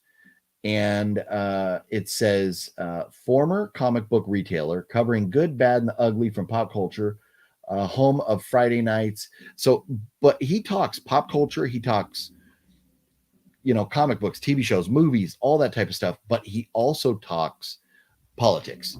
And his fan base, he has to know that with the way he talks politics, he's going to be alienating some people. But that's what he does, and that's what he is. For me here, I choose not to go into politics because I don't want to alienate anybody. And to me, when we're talking about movies, things like this, it's supposed to be a getaway, a place for us to go and just enjoy talking about movies that we love, or hobbies, video games, whatever it is, but fun stuff, positivity. We don't really want to be talking about the drama in our lives, the hate. And that's why, I'll never address any of the trolls or people that are giving me a hard time. I just ignore them because we're trying to stay positive and have fun. I don't want to put my troubles onto your shoulders. We're just having fun. We're here to let loose and have fun. That's what this channel is about. Other channels do different things, but here we just try to stay positive and have a good time getting away from the realities of the crazy world. But Mr. Jason, you're 100% right. The world is just going nuts right now. When is your next Vegas trip? We need another OGP running loose in Vegas, right at 80s Monster Kids. So right now, it looks like the next time I'll be in Vegas is, it's going to be a quick turnaround. I don't know if I'll have time for a video while we're out there or not, but I'll have to see. But I plan on being out there to be on a movie set with that Fat Samurai guy on the night of Wednesday, April 5th. So we are less than 2 weeks away from that. So we should be out there, but it is quite possible, and I do believe that we'll be out there that night, and then turning around once we're done with the movie, coming right back home. And so drive out there, sleep for a little bit, go be on movie set, and movie set's over, drive home. So I don't know if there will be time for a video on that or not, because we have to return home for things that we have going on in our lives, obligations, places that we have to be, things we have to do. So I'm not sure as far as the next rowdy ruckus making, drinking, boozing, partying up Vegas video. Not sure when that'll be, but hopefully very, very, very soon. I was talking with Justin and Matt recently, and we're trying to coordinate that and make that happen again. So hopefully before too long. Let's see here. Great and true words. You say, yeah, when it comes to, trying to just, be positive and break away from it, it's tough. It's tough, especially, with some of the things that are going on. And Skyla, I know there's, you've got your fair share of like drama that you're dealing with and everything. and it sucks. It's very tough. And and the thing is, if you have a YouTube channel, and if your YouTube channel is about you, then people want to know what's going on with you. And if that includes, drama with, the things that you're dealing with and stuff, well, that's part of your life, and that's what it is. Here, this is really like we're like a movie and a having fun channel. And so this isn't really the place, for me to kind of put all my woes out there, or start, talking about the things that are, bringing me down or causing me stress and stuff. I try to avoid that. From time to time, we get a little bit into it, but it all depends on what your YouTube channel is. So, like Nerdrotic, he's all about, video games and movies and stuff like that. But, he goes into politics too. More power to him. We're just not going to do it here. Sean Fleming, what's up? What are the ages of your dogs? I'm just curious. My dog turns 10 May 13th. Well, that's very cool. Yeah, and hopefully you get another 10 more healthy years out of your pup there, Sean. So I have currently we have 2 dogs. One is I want to say he's probably about 8 years old, and the other one, she is like 5.5 right now. So they're not too old. But we had a dog. Her name was Daisy. She was a black lab, and we had her for like I want to say over 18 years, because we got her right around the time, maybe 17 years, maybe it was 17 years, because we got her around the time my youngest daughter was born. My youngest daughter has just turned 19, and we had that dog from the time that, like around the time she was born, around the time my daughter was born, up until her back legs gave out on her, and her health had really got to the point where she could not even move around, and walk on her own anymore. And so it was time. So we had to take her and put her to sleep. And one of the hardest things I've ever had to do in life. It sucks. Losing an animal is like it's losing a member of the family. And anybody who ever, I know recently Jammin' Music Man lost his pup, and it's very, very tough losing a member of the family like that. Mr. Jason, got to head out. Great stream and talk. Definitely look forward to the next one I can get to. Take care, everyone, and have a great day. Mr. Jason, you do the same, please, and enjoy. Man, I'm so jealous. I love the whole New England area. And, I know everywhere you live, everything kind of gets old, and it's rehash. You see it every day.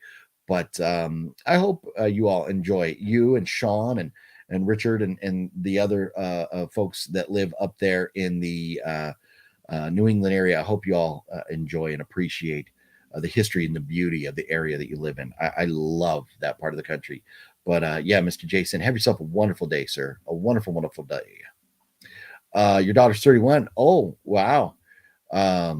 Yeah, that's, man. So my in fact, my oldest son turned 26 yesterday. So didn't get to see him, but I sent him a text message, let him know I wish him a happy birthday and stuff.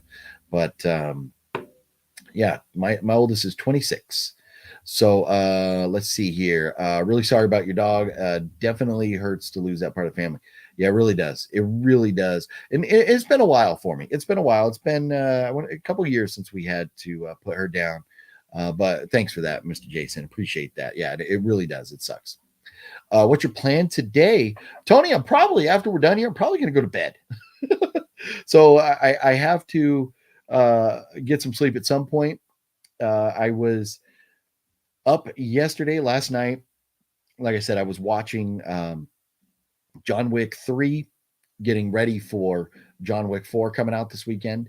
And I wanted to, because so John Wick 1 and 2, I enjoyed. John Wick 3, I was just like, and halfway through it, I just turned it off. And so I wanted to finish it, watch it all the way. So I finished that. Then I was looking for another movie to watch. And as I was sitting there scrolling around looking for another movie, I started to doze off. So I went to bed. And this was probably about like maybe 3 o'clock local time. And then like around 5, I woke up and I was like, okay, I'm awake now. What's going on? So I only slept for like 2 hours.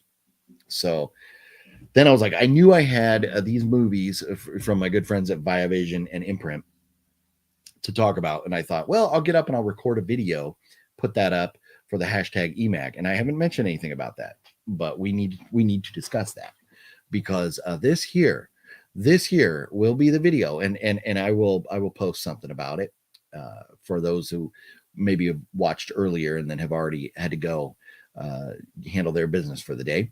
But this here is going to be the video that you're going to want to enter your hashtag EMAG for the giveaway for Monday night. This will be the one. You do not enter it in the comments here. Do not enter it on the live chat. After the video's over, you'll have to go back and enter it on the regular comments down below. You cannot do that yet. While we're live, you cannot do that.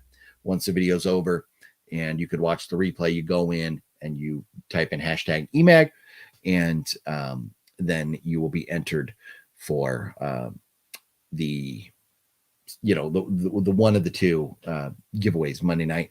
The other one, you just have to be watching Monday night to be there on the EMAG show. So this will be that video. But as far as the rest of the day, yeah, I think I'm going to go sleep and then get up, and then we'll see what happens after that. I'm not really sure yet. Don't necessarily have a plan moving forward aside from getting some sleep. That's basically going to be it after this. Any future Blu-ray 4K release you're looking forward to? That's a good question. Let's say, because like on the EMAG show, I basically kind of go like, well, we're going to talk about what's coming out this week because there's so much information, everything to cover, and so much to talk about in that 1 hour that we have before we start the giveaways. So I don't really look forward to what's coming up, but I just pulled up Blu-ray.com here, and so that was last week. So this week coming up, so The Exorcist 3 comes out in 4K. That would be cool to have. Let's see here. Oh, Duck Dodgers, that's hilarious. The complete cartoon series from back in the day, Duck Dodgers. Anybody remember that? That was fun. And maybe let me pull this up and we'll look through it together. My daughter turns 16 on December 8th. Wow. Yep. So yeah, she is growing up right before your eyes, is she not, Skyla? I am just by nature a night owl. And jobs that I've had where I've had to get up early in the morning, and like, being in the Marine Corps and stuff, very, very tough for me to wake up in the morning. I've always just naturally been a night owl. I just always have.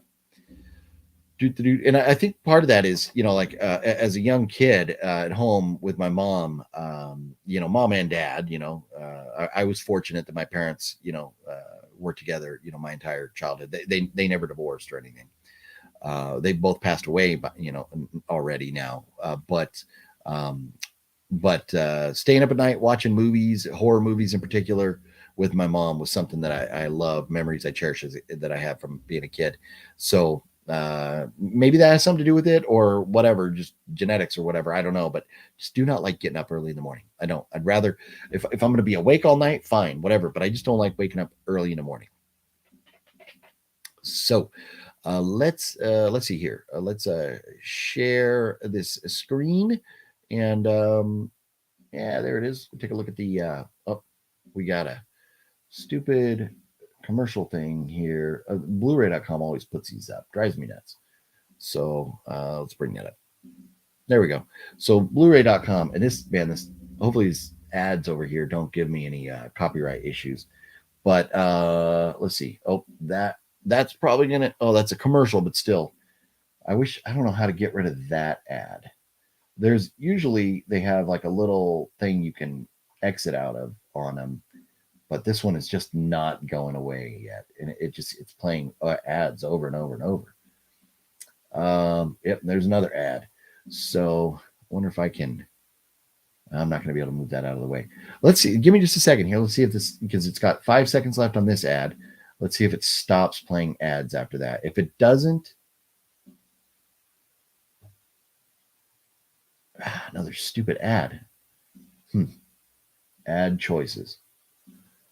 Can I just get them to go away? Yeah, it's not going to let me do it. It's not going to let me do it. So I can't really show you. Maybe I could show you one movie at a time here. Ooh, Rawhead Rex comes out on 4K. I like Rawhead Rex. That's a fun movie. A little cheesy effects, but Rawhead Rex is a good one. That's coming out this week. But so Rawhead Rex, yeah, The Exorcist 3 in 4K. Rawhead Rex is coming out in 4K. It's been out for a while, but let's see here.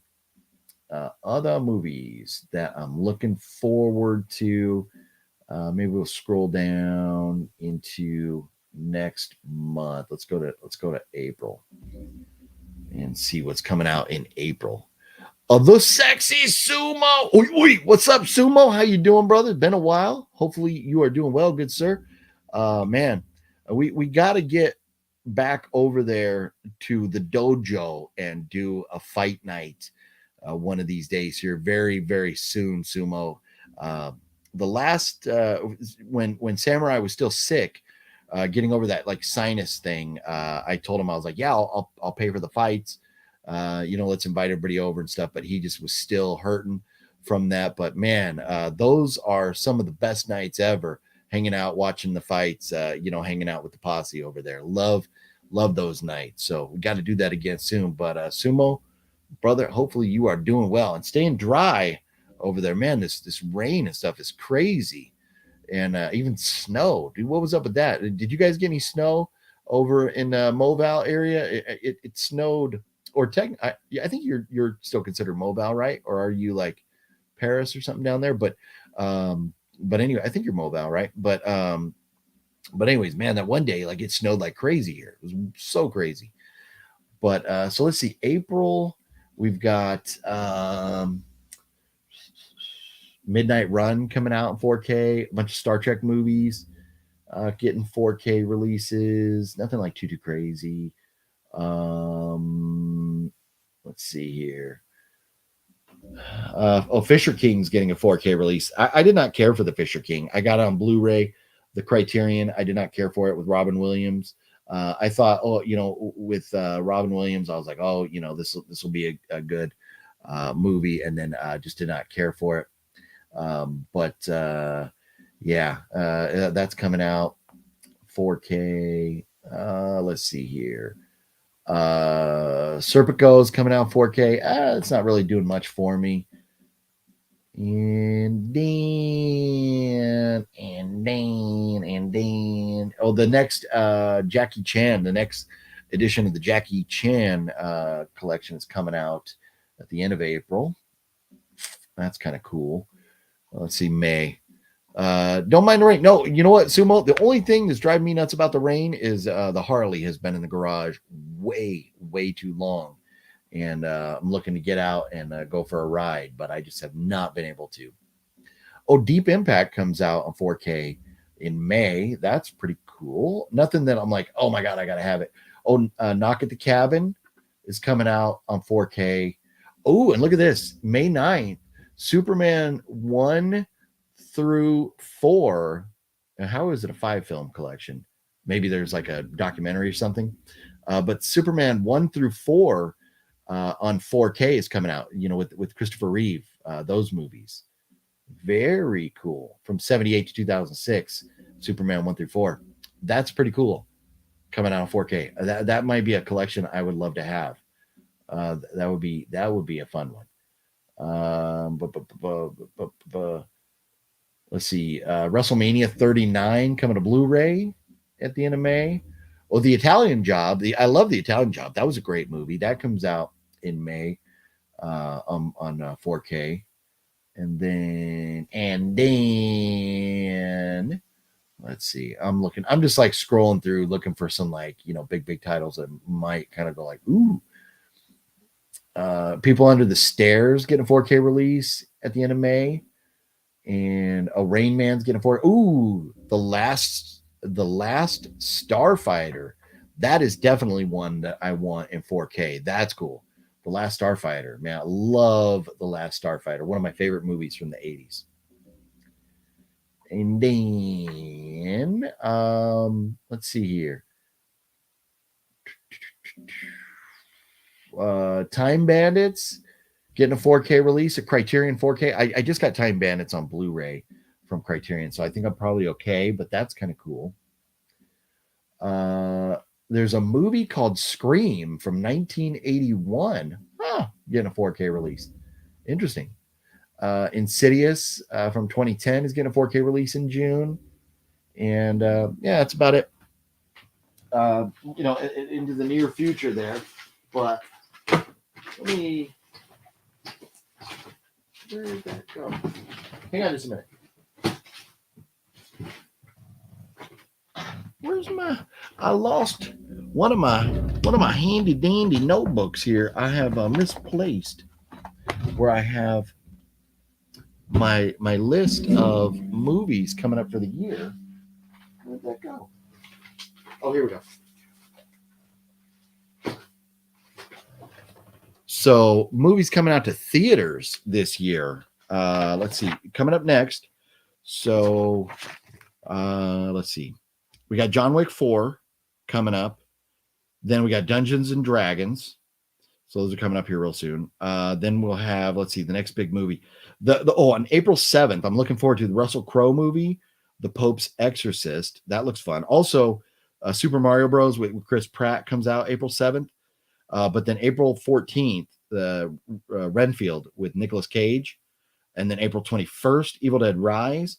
So it's like we got The Pope's Exorcist on the 7th, Renfield on the 14th, and Evil Dead Rise on the 21st.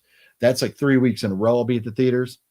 And then a movie called Paint with Owen Wilson, where he's like, playing like, the PBS painter guy. I don't know. Maybe I'll watch that someday, but it's not really my like forte. Superman 2 is one of my favorite superhero movies of all time. Yeah, man, I'll tell you, the movies with Christopher Reeve as Superman, love those movies. Love them. Yeah, yep. I agree with you. That's a good one. Love Superman 2. Yep. And so let's see here. Then in May, we got Guardians of the Galaxies coming out.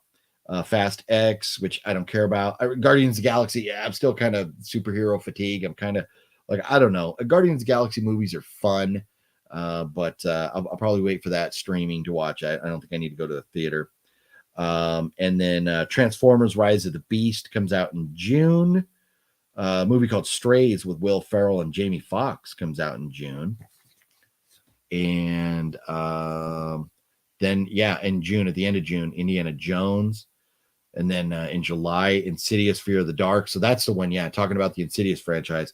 Hopefully Fear of the Dark is really good, but we shall see. But Mission Impossible coming out in July.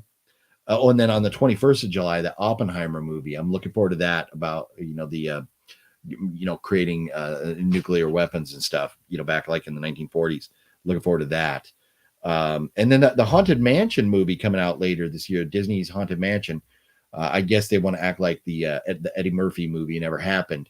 So they're doing another one that's going to have like a pretty big cast, including Jamie Lee Curtis in that Haunted Mansion movie. And then, The Last Voyage of Detmer. That it's like like a chapter from like Bram Stoker's Dracula. And then it's kind of like the voyage, the crew, the boat going across the sea. Equalizer 3 in September. Oh man, I cannot wait for Equalizer 3. Equalizer, Denzel is one of my favorite actors of all time. Equalizer 1 and 2, absolutely love them. 1 was better than 2, but love those movies. Saw 10, Saw X, cannot wait for that. There's a lot coming out in theaters this year. This is going to be a phenomenal year in movies at the theaters. I want to pass on a suggestion to Wet One. There's a movie about his childhood called Butter. We've talked about Butter before, Sean, and I'm pretty sure I do believe you're joking about that, right? I'm drawing a blank. I'm having to go type in Butter here. But Lonely Obese Boy, everyone calls Butters about to make history. He's going to eat himself to death. Yeah. And Sean, it's kind of a mean joke. I get you're trying to be funny. I get it. But that's right. I remember that movie Butter now. Yeah. Hey, man, it is pretty early. Oh, and you're stuck at work, Nocturnal? That sucks. But so check this out. I came on here for those of you that are joining me more recently. I got this sweet package in the mail from VIAVISION and Imprint Films, and that is really what made me go live. I've been meaning to go live and do live streams for the folks that can't hang out at night. I've been meaning to do more of these in the morning, but check this out. If you joined late, VIAVISION and Imprint Films sent me a Pumping Iron. This is a 1977 movie, a re-release about Arnold Schwarzenegger's up and coming through the ranks of bodybuilding and getting into movies and stuff. Re-release of that from 1977. This is available now. You can get it already. It's out maybe through VIAVISION's website is what I recommend, and maybe through Amazon or and so forth. I'm not sure. But also this Rawhide, the complete first season of Rawhide with Clint Eastwood, what really was Clint Eastwood's big break in Hollywood. This came out yesterday. So you can get Rawhide, the complete first season, on Blu-ray now. And then these two movies come out next week. I'll Sleep When I'm Dead. So I got this Blu-ray with the cool slipcase here. And so I'll Sleep When I'm Dead with Clive Owen and Malcolm McDowell. This comes out next week. And Jacob's Ladder. Jacob's Ladder also comes out next week on Blu-ray from Imprint. And so you can see these are like Imprint Films here, which is, like a subsidiary of, or a partner label of VIAVISION. But VIAVISION packs their movies so nice. If you order from them, you can see the corners of the slipcases are in real great shape because look at this. This is the box I pulled them out of with like all this like bubble wrap in here. Like they really, really, really packaged them well. And other good news from VIAVISION is that according to their website, they still have some of the Saw box sets. If you want, some of the movies are in 4K, some are just in Blu-ray, but the complete collection of Saw up through the 9th film, where you also get one of these, they're still available. They have changed their packaging to where they really protect this. So if you order one of these, it will arrive in very good shape. So this is very cool. This is the one that I got that was damaged. They sent me the other one that is, kind of safely stored away over there on display. But this one here, I keep it handy where like we put it on Super Mario's head in one of the live streams recently. But you can still get that Saw box set from VIAVISION, which I thought that was going to sell out because they only had like 1,500 releases. So, but that's very cool and it's still there. Let's see here. Pumping Iron, man. Hey, man, right there. Look at that. Arnold. And this is before he ever did, a lot of his big movies. 77. I can't remember. Like Terminator. What the original one was like 81 or 82 or something, I believe. Let's look this up. Oops. Arnold. I'm gonna go back. Let's go back into his acting career here and see. So by 1977, Arnold had done Hercules in New York, The Long Goodbye. Apparently he's uncredited. He was in a TV movie called Happy Anniversary and Goodbye, something called Stay Hungry. Then he was in one episode of the TV show The Streets of San Francisco, San Pedro Muscle, or as they call it for whatever reason in LA, San Pedro, when it's really Pedro, but they call it San Pedro. Beach Bums. He was in one episode of that. That's it. By 1977, that's it. He had not done Conan the Barbarian. He had not done the Terminator or Commando or Raw Deal or anything yet. So this is before his real stardom, where he had been into the bodybuilding world, but not like got into the big Hollywood celebrity status that he is now. So Jude Boyk's in the house. What's up, Jude? How you doing? And 84 was Terminator, right? Okay. Yeah, and I just couldn't remember, man. 84, 85, the early 80s, man, what a decade in movie making. Like, oh my goodness. And you think about it, like the number of amazing movies that Arnold has been in, from Conan the Barbarian, Conan the Destroyer, you know, the Terminator, Red Sonja, Commando, Raw Deal, Predator, Running Man, Red Heat, Total Recall, Terminator 2. Man, and then I'm not even going through like Twins or Kindergarten Cop, like some of the comedies. But man, let's see. And so Terminator 2 was 1991. So yeah, like most of those movies, like from the 80s, Red Heat, Running Man, Predator, Raw Deal, Commando, Red Sonja. What an amazing decade of movies for Arnold right there. You know, he's done some good stuff since then. Don't get me wrong, he's done some good stuff, but you know, nothing like those movies there from the 80s. That was really his decade. But yeah, some good stuff here from the homies down there, Imprint and VIAVISION Films. Link is down below if you're interested in getting any of these. These two, like, this is cool. This set is really cool. I love Clint Eastwood, so that's amazing. But as far as the artwork and everything goes, like, you know, oops, I did that backwards. There we go. We'll get it right. Yeah. But love the artwork, love the slip covers, everything. These are really nice. Really cool looking additions to the collection here. So I've got so much to watch. But yeah, we were talking about that. Where'd my list go? So the other day, we were talking about when I was hanging out with Skyla on the live stream the other night, when we did that really late night stream. We were talking about like some crazy movies. Somebody mentioned like Pain Olympics. And I have not watched it, but I Googled what it's about, and I will not be watching Pain Olympics. That will give me nightmares. If there's one thing that will give me nightmares, it is a real, if it's real, and I believe it is, from what I've understood, I've been led to believe, if what is chopped off of that man in that movie is real, that is nothing I ever need to see. That would give me nightmares for a long time. But man, we've been adding some movies to the list, stuff I got to watch. Lake Mungo, Adam Chaplin, Bed Rest, Severance, got those written down there, as well as No Child of Mine, Dark Tooth, We Are the Flesh, movies that we were talking about the other night. So I've got a lot of great movies to watch. Plus, I mean, that's, you know, just the list that I've been making right here, that I really need to add to my handy dandy notebook and stuff. So lots of stuff I need to check out. And right now, being that I've been so busy lately, I'm thinking I've gone to Dollar Tree many times, and they just haven't had movies. Haven't been out to Vegas, haven't been to conventions, haven't been to a lot of fun places lately. Just been busy with different things.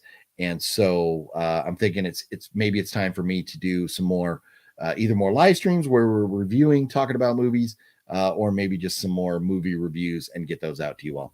So there's going to be maybe more content that way coming in. I don't I enjoy the live stream, sitting here chatting, interacting with you all.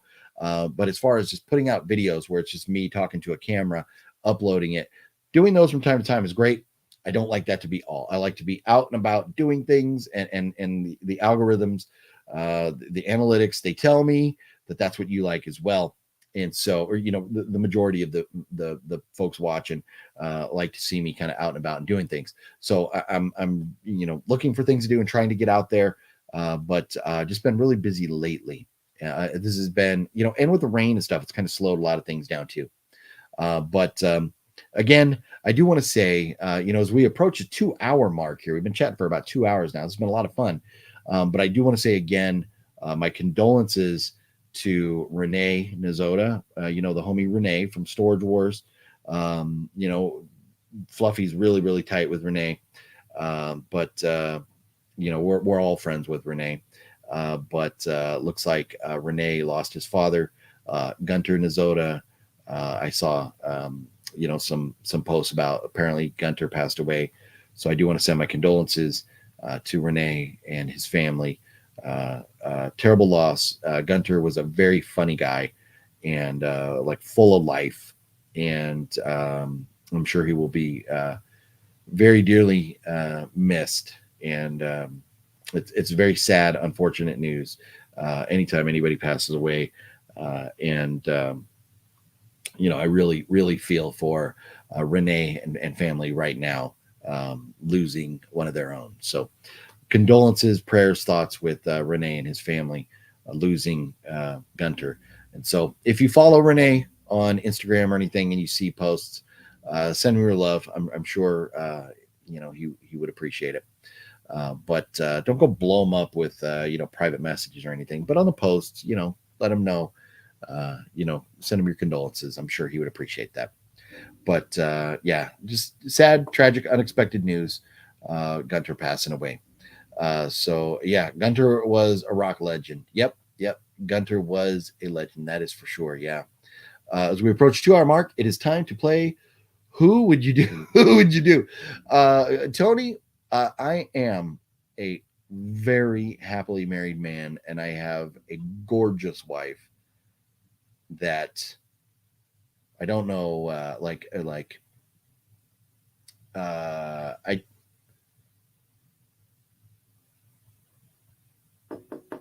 we were friends before we ever hooked up.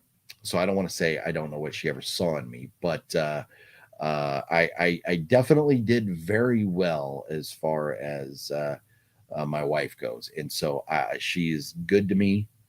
She lets me go to Vegas without her. Most wives would not ever do that. Most people would be like, hey, I'm going to go to Vegas. And the wife would be like, okay, let's go. Or like the hell you are. So my wife supports me in my adventures, my goofiness, my YouTube, everything that I do in life. She supports me. And so I'm very lucky with that. So as far as who would you do, or, the kill F word, Mary, those, probably not going to do that. Probably not going to do that. So I definitely don't want to, do anything disrespectful to my wife, so definitely not gonna be playing that. But hey, Wet Movie One, that is the channel.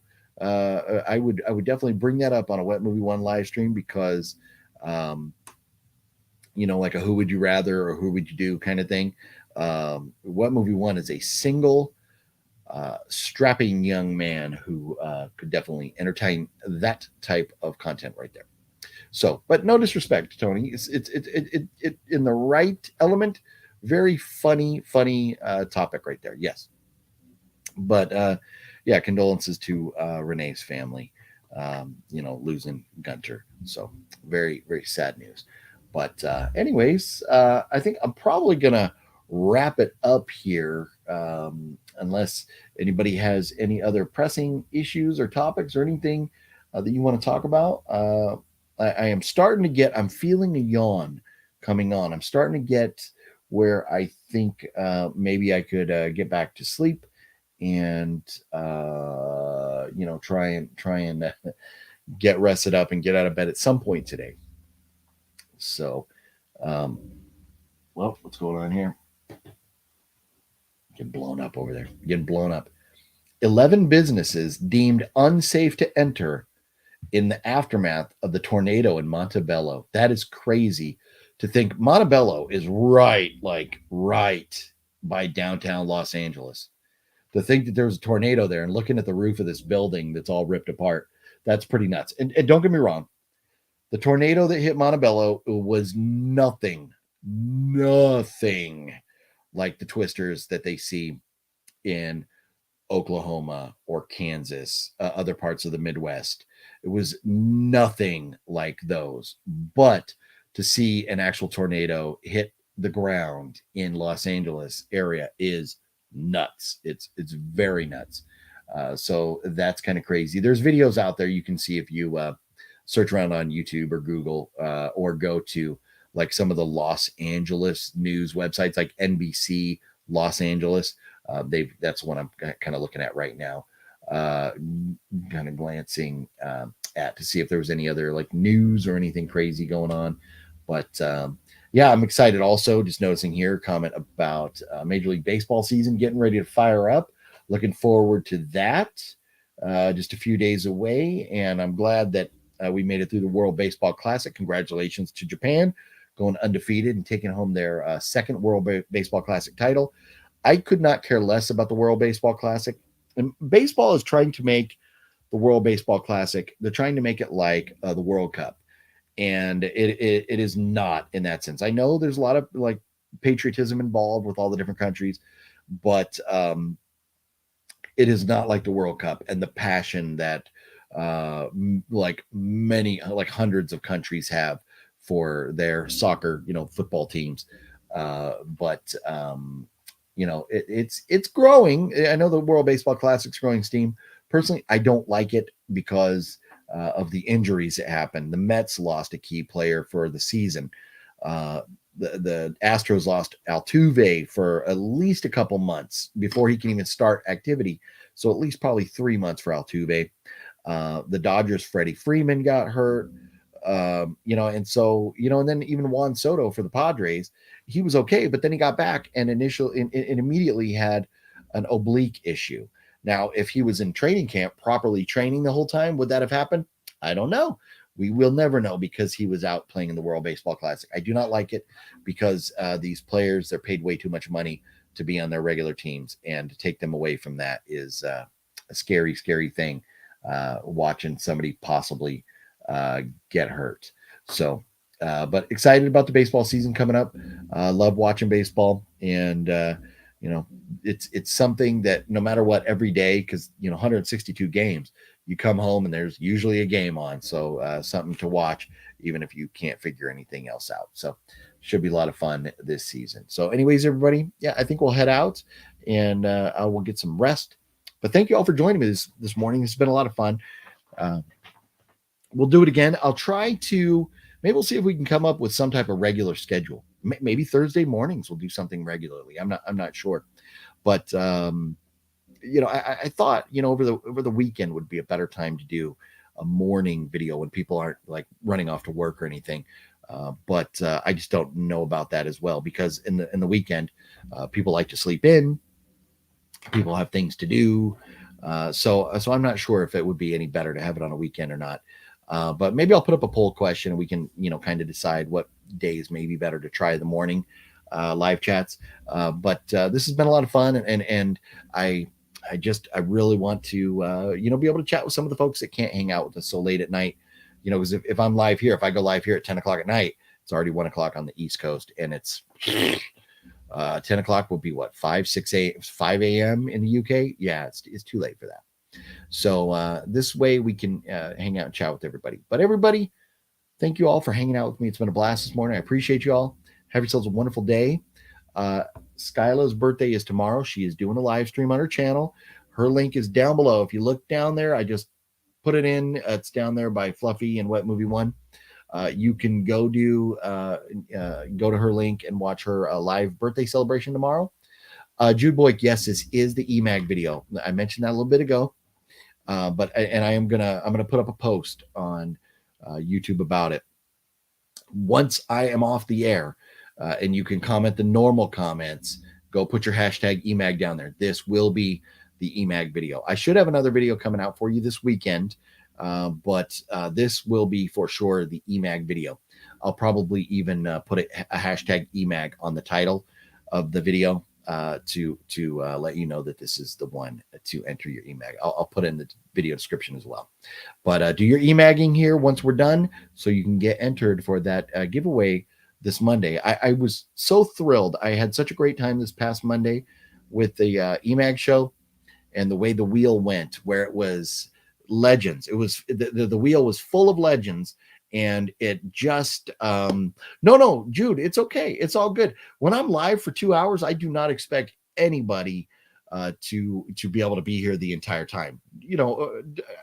Don't be sorry. But no, and that's it. I'm glad you mentioned it, because it's stuff that I should mention multiple times. But definitely, this past Monday, just having basically all the channel legends on there on the wheel. Only a couple names that I wasn't familiar with out of almost 60. That's the way it should be. That's the way it should be. We figured out a way to get rid of the bots. So we'll do it the same way this week. We'll have the giveaway for this video.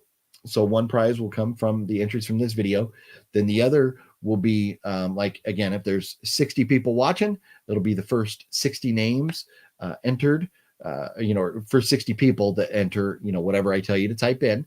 And then any stragglers that are, as long as they're like verified, or I know them as channel legends or whatever, I will make sure to get you on there as well. So don't worry if you're not as quick on the keyboard.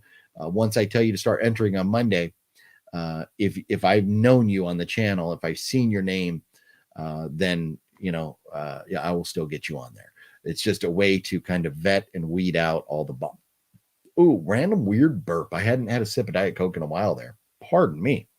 But it was a very good way to weed out the bots, and it worked out phenomenal. I ended Monday's video on such a high note. I had such a great time Monday night. So very much looking forward to doing that again this week. So thank you all for watching. Skyla says, thank you so much. You're amazing for talking about your birthday live video tomorrow.